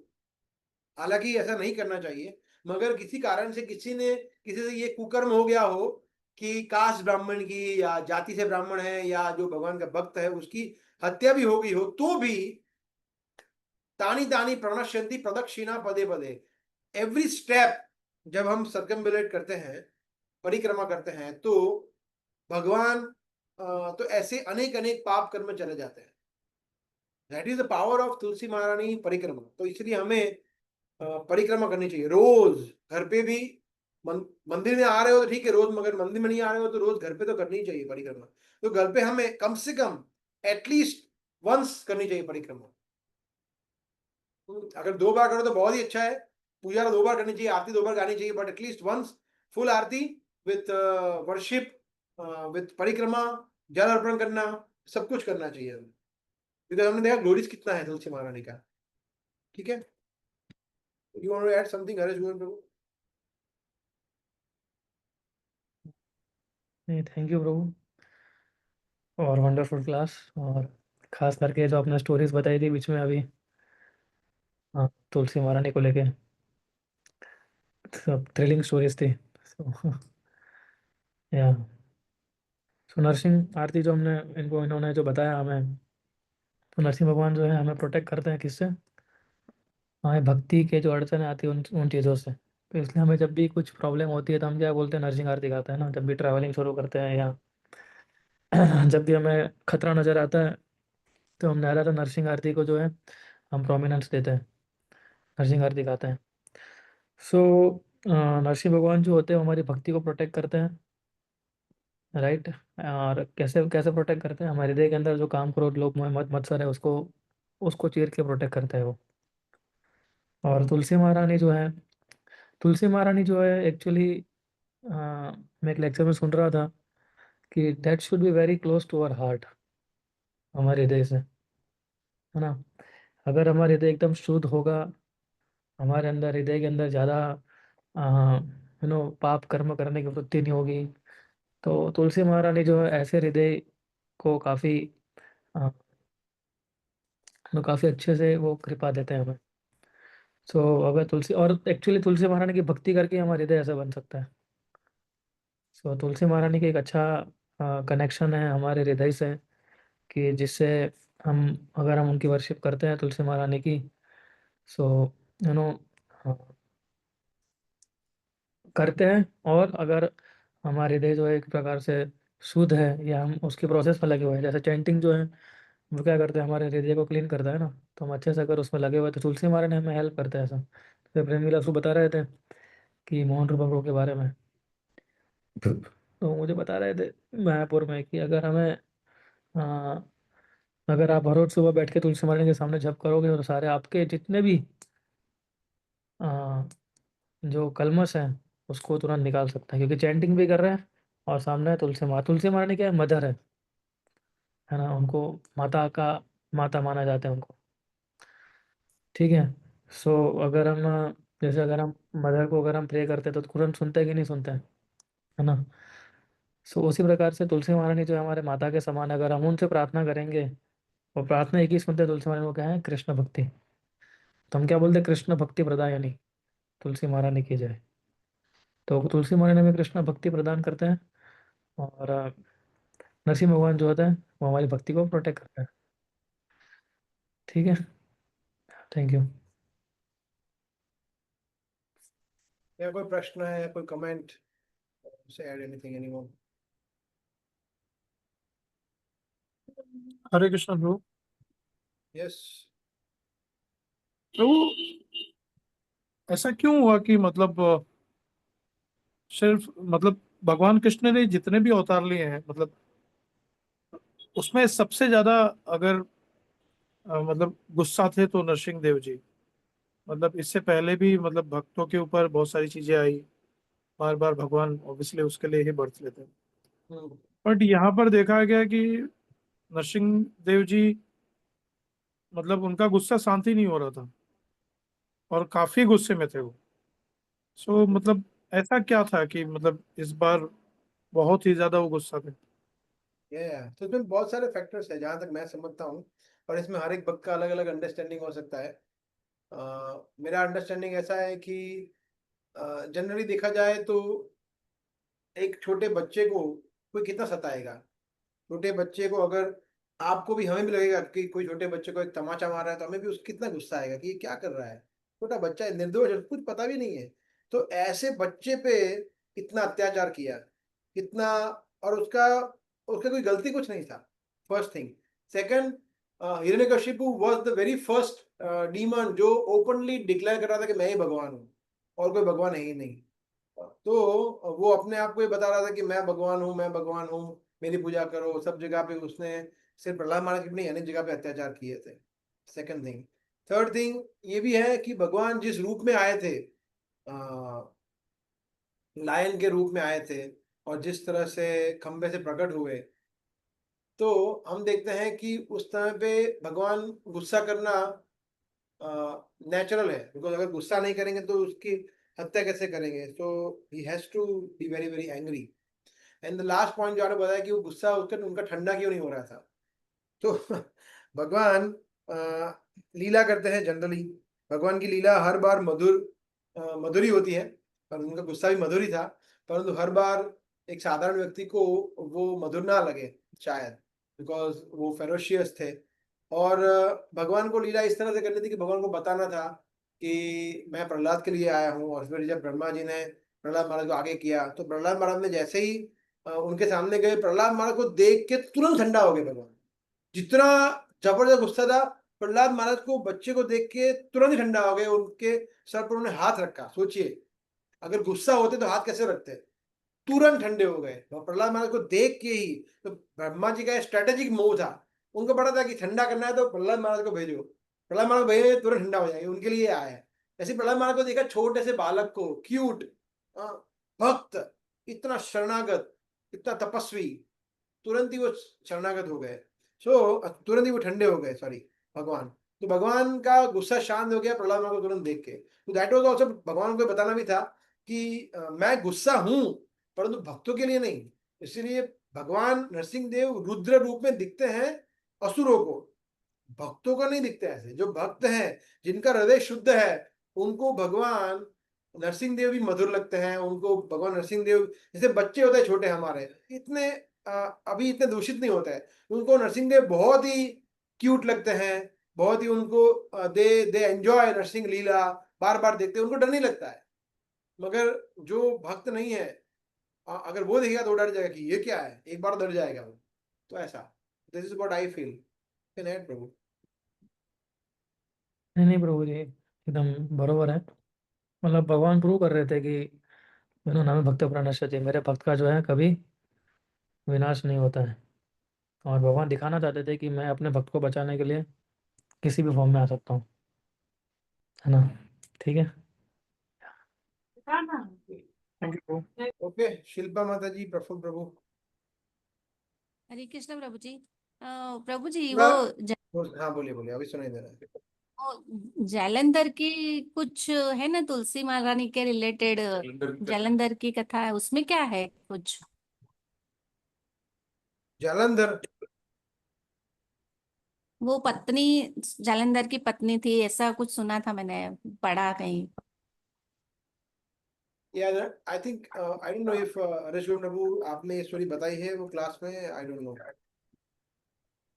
मुझे तो नहीं याद आ रहा है प्रभु, आपको अगर कुछ आइडिया हो तो बता सकते मुझे भी पता नहीं है। मैं आपको थोड़ा देख के बताना पड़ेगा मुझे। मैं I have not come across this story, तो मैं थोड़ा देखूंगा, फिर मैं बताऊंगा आपको। हैं। या हरे कृष्ण प्रभु जी। हाँ, हिरन प्रभु, हरे कृष्ण प्रभु जी। यस। जी प्रभु जी, जलंधर जो थे ना वो शिव जी के अंश थे, और उनकी वाइफ का नाम था वृंदा। और जलंधर को ऐसा वरदान था कि अगर उसकी वाइफ जब तक पवित्र रहेगी तब तक वो सुरक्षित रहेगा, तब तक उसको कुछ नहीं होगा करके। तो ये विष्णु भगवान जो है ना वो उसके जलंधर का रूप लेके उसके पास चले जाते हैं, और उसका सत्यवेत्र जो है वो भंग हो जाता है। उसकी वजह से फिर उसको जलंधर का डेथ होता है। ऐसा कुछ है स्टोरी प्रभु जी। ठीक है।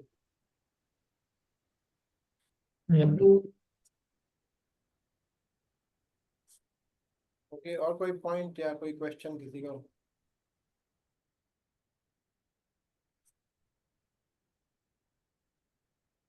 हरे कृष्ण। Yes ma'am.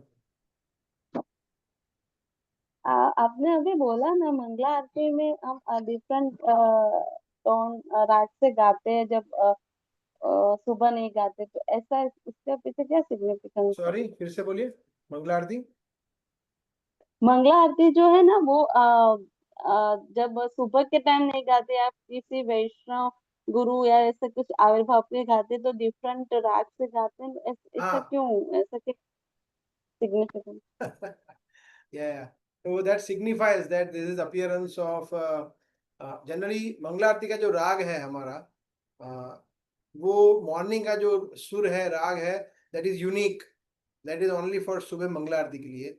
जब कोई आविर्भाव होता है या अपीयरेंस जो होता है किसी वैष्णव का, या व्यास पूजा होता है, जब हम उनके ग्लोरिफिकेशन में गाते हैं, then we sing in a different melody, right, just to signify कि दिस इज वो सुबह का राग वहां पे नहीं गाते हैं।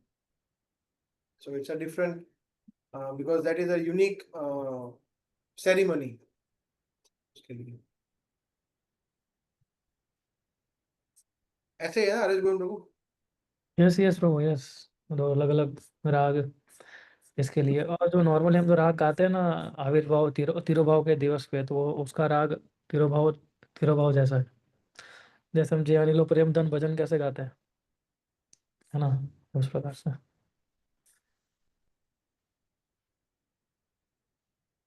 Okay, thank you, Hare Krishna.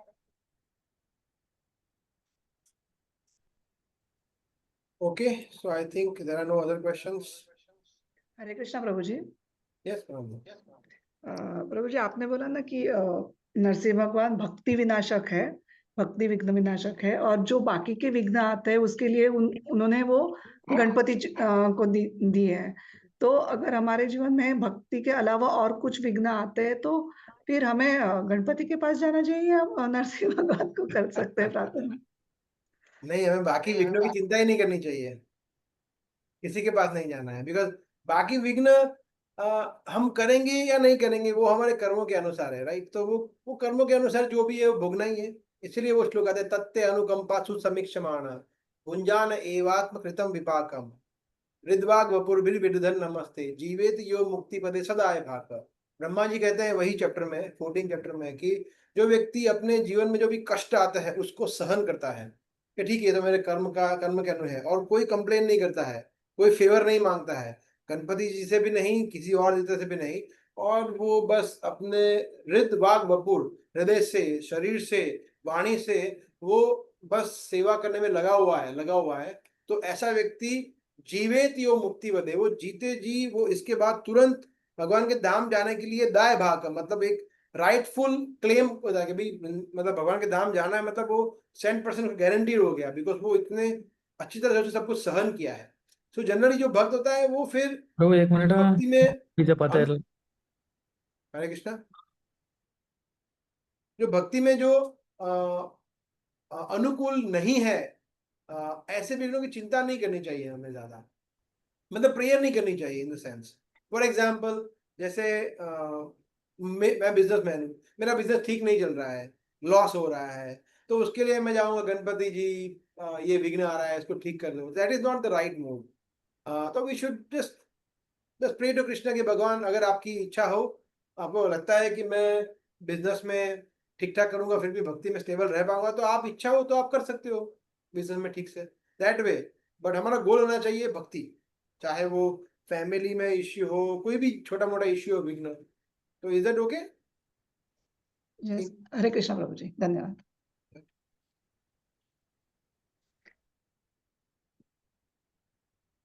या I mean but it is very, मैं जो बोला वो आंसर थियोरेटिकली सुनने में अच्छा लगता है, प्रैक्टिकली ये करना मुश्किल है। I can understand that it is very difficult. जब विघ्न आते हैं, जब सही में प्रॉब्लम आते हैं और प्रॉब्लम्स, तब कैसे हम उसको सहन करें, यही सबसे बड़ा चैलेंज है। उसी के लिए प्रैक्टिस चाहिए हमें, और भक्तों का आशीर्वाद चाहिए। अगर भक्तों के संग में रहेंगे तो हम शायद उसको ठीक कर पाए, क्योंकि थोड़ा डिस्टर्ब तो हो ही जाते हैं ना, Yes, yes, फिर थोड़ा yes. वो भक्ति पर भी असर हो जाता है उसका। यस यस, भाई मैं बोल रहा हूँ ना कि ये डिफिकल्ट है, बोलना इजी है, करना मुश्किल है, मगर इसके अलावा हमारे पास कोई ऑप्शन भी नहीं है, वो भी एक फैक्ट है। हरिनाम की भागवतम की शरण ग्रहण किए बगैर, भक्तों की शरण लिए बगैर कोई ऑप्शन भी नहीं है हमारे पास, यही करना है। चाहे सुख हो दुख हो, अच्छा टाइम हो बुरा टाइम हो, यही तो करना है। हरिनाम का जप करना है, पढ़ना है, भगवान का प्रसाद खाना है, यही करना है। सो यस, धीरे धीरे हम उसको प्रैक्टिस करना चाहिए हमें उसको। लेकिन फिर थोड़ा सा स्टार्टिंग में हम नरसिंह भगवान से वो भी प्रार्थना कर सकते हैं, ये विघ्न दूर करने के लिए। या कर सकते हैं, बट उसके साथ साथ ये हमें ध्यान में रखना चाहिए कि अगर वो फॉर एग्जाम्पल वो विघ्न को सॉल्व करने के बाद भक्ति में विघ्न आ सकता है, अगर वो विघ्न सॉल्व करने से भक्ति में विघ्न आ सकता है तो वो सॉल्व नहीं करना है। Then Krishna let it be, because कम से कम भक्ति तो ठीक से कर पा रही हूँ या कर पा रहा हूँ। अगर उस चीज से भक्ति बहुत डिस्टर्ब हो रही है, जैसे फॉर एग्जाम्पल दे रहा हूँ कि कोई व्यक्ति है भक्तों से दूर हो जा रहा है, तो पाएंगे कि भगवान प्लीज भक्तों के नजदीक रखना है मुझे, ये क्यों कर रहे हैं आप, प्लीज कुछ ट्राई करके भक्तों के संग में दे पाऊं, that is a good prayer, that we can do, ऐसा। Yes, okay, Hare Krishna Prabhu ji. Yeah okay, so I think आहुबलम क्या है ये पूछ रहे हैं, अर्जुन को बताइए आहुबलम। ये या मैसेज, ये जनरल मैसेज है। वो एक मिनट। हरे कृष्ण प्रभु। हाँ प्रभु, लेक्चर में हूँ, मैं आता हूँ। ठीक ठीक है, हाँ हरे कृष्ण। हाँ, हेलो।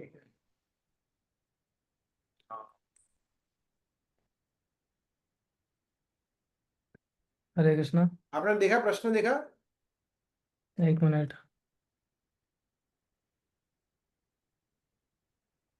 What is अहोबलम? हाँ यस, अहोबलम वो जगह है जहाँ पर नरसिंह भगवान प्रकट हुए थे। हाँ, वहाँ पर वो पेड़ पेड़ तो नहीं, क्या बोल सकते हैं, वो खंबा है जहाँ से भगवान प्रकट हुए थे। सो वहाँ पर अगर आप देखोगे तो लक्ष्मी नरसिंह देव का टेम्पल है, फिर एक अपर अहोबलम है और एक लोअर अहोबलम है। तो पूरा पहाड़ जैसा अभी जो है कौन जो से स्टेट में है? प्रभु, I think it is in Andhra Pradesh. हाँ या हैदराबाद, अब हैदराबाद से आपको कुन्नूर जाना है। कुन्नूर से फिर वहाँ से आपको 1-1.5 घंटे का रास्ता है जो आपको अहोबलम लेके जाएगा। या सो ये बहुत रिमोट प्लेस है, एक्चुअली बहुत रिमोट प्लेस है ऐसा। और वहाँ पर आज भी नरसिंह भगवान के विग्रह है, 9 विग्रह ऑफ नरसिंह देव कि ये क्या बोल सकते हैं उसको, अलग अलग, जैसे वरा नरसिंह देव, उग्र नरसिंह देव, मुझे 9 के 9 के नाम पता तो नहीं है, लक्ष्मी नरसिंह देव। ठीक है, तो वैसे 9 अलग अलग विग्रह है वहाँ पर आपको मिलेंगे, थोड़े अपर ओवलम में, थोड़े लोअर यानी कि नीचे हैं, अपर यानी कि एकदम पहाड़ जैसा है वहाँ पर ऊपर है। तो ये वो जगह है जहाँ पर नरसिंह भगवान जो है प्रकट हुए थे।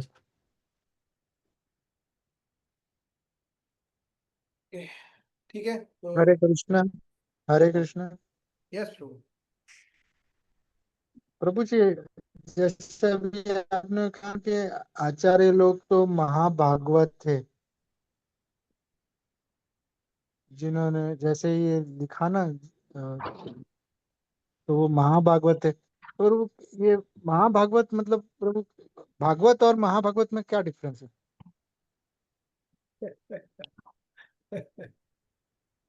ओके, या महाभागवत मतलब भगवान के परम भक्त, ऐसा बोल सकते हैं। तो या भागवत इन द सेंस भक्त, महाभागवत मतलब परम भक्त, सिंपल लैंग्वेज में। तो भागवत मतलब भक्त, भक्त मतलब ऑफ कोर्स, भक्त मतलब भक्त, महाभागवत मतलब they are like great devotees, very very big devotee, great devotees, 100% Krishna की सेवा में संलग्न, और जो बड़े बड़े टास्क करते हैं प्रचार कार्य के लिए, तो they are called as Mahabhagavat, परमहंस बोल सकते हैं, इस तरह से। This is my understanding. अच्छा प्रभु।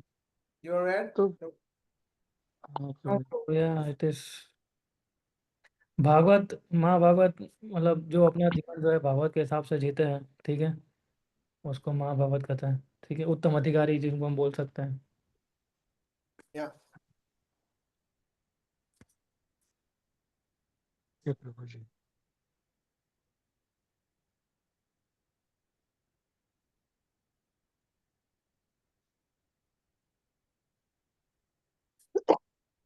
ठीक है। ओके, सो क्वेश्चन, एक और क्वेश्चन है कि तुलसी आरती किसने कंपोज की है और नरसिंह आरती किसने कंपोज की है? सो तुलसी आरती जो है वो Krishnadas, so I am just मुझे पता नहीं है, मैं देख रहा हूँ कृष्णदास, इससे बड़ा दीन कृष्णदास है, को है, यही है ना? हाँ, तो कृष्णदास जो है उन्होंने ये तुलसी आरती कंपोज की है। और नरसिंह आरती जो है, जस्ट फाइंडिंग, मुझे भी पता नहीं है, अच्छा प्रश्न है ये एक्चुअली व्यास देव, नरसिंह पुराण में आता है व्यास देव ने की, जैसे वो ये नमामीश्वरम है, वो पराशर मुनि ने लिखा है, it's like that, Vyas Dev के पिताजी है। ये एक्चुअली डायरेक्ट संस्कृत का टेक्स्ट है और नरसिंह पुराण में है, नमस्ते नरसिंहाय प्रेयर। यस शिल्पा माता जी।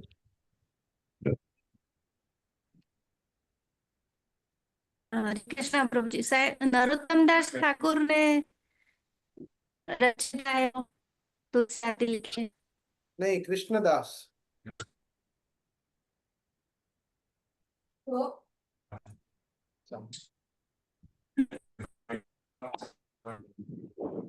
ठीक है, और कोई प्रश्न?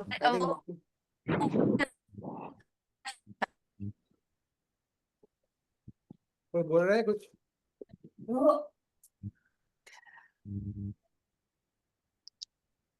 Okay, so it's already 10. We can stop. Thank you very much. Yes, so जय प्रभुपाद की जय। जय हरे कृष्णा।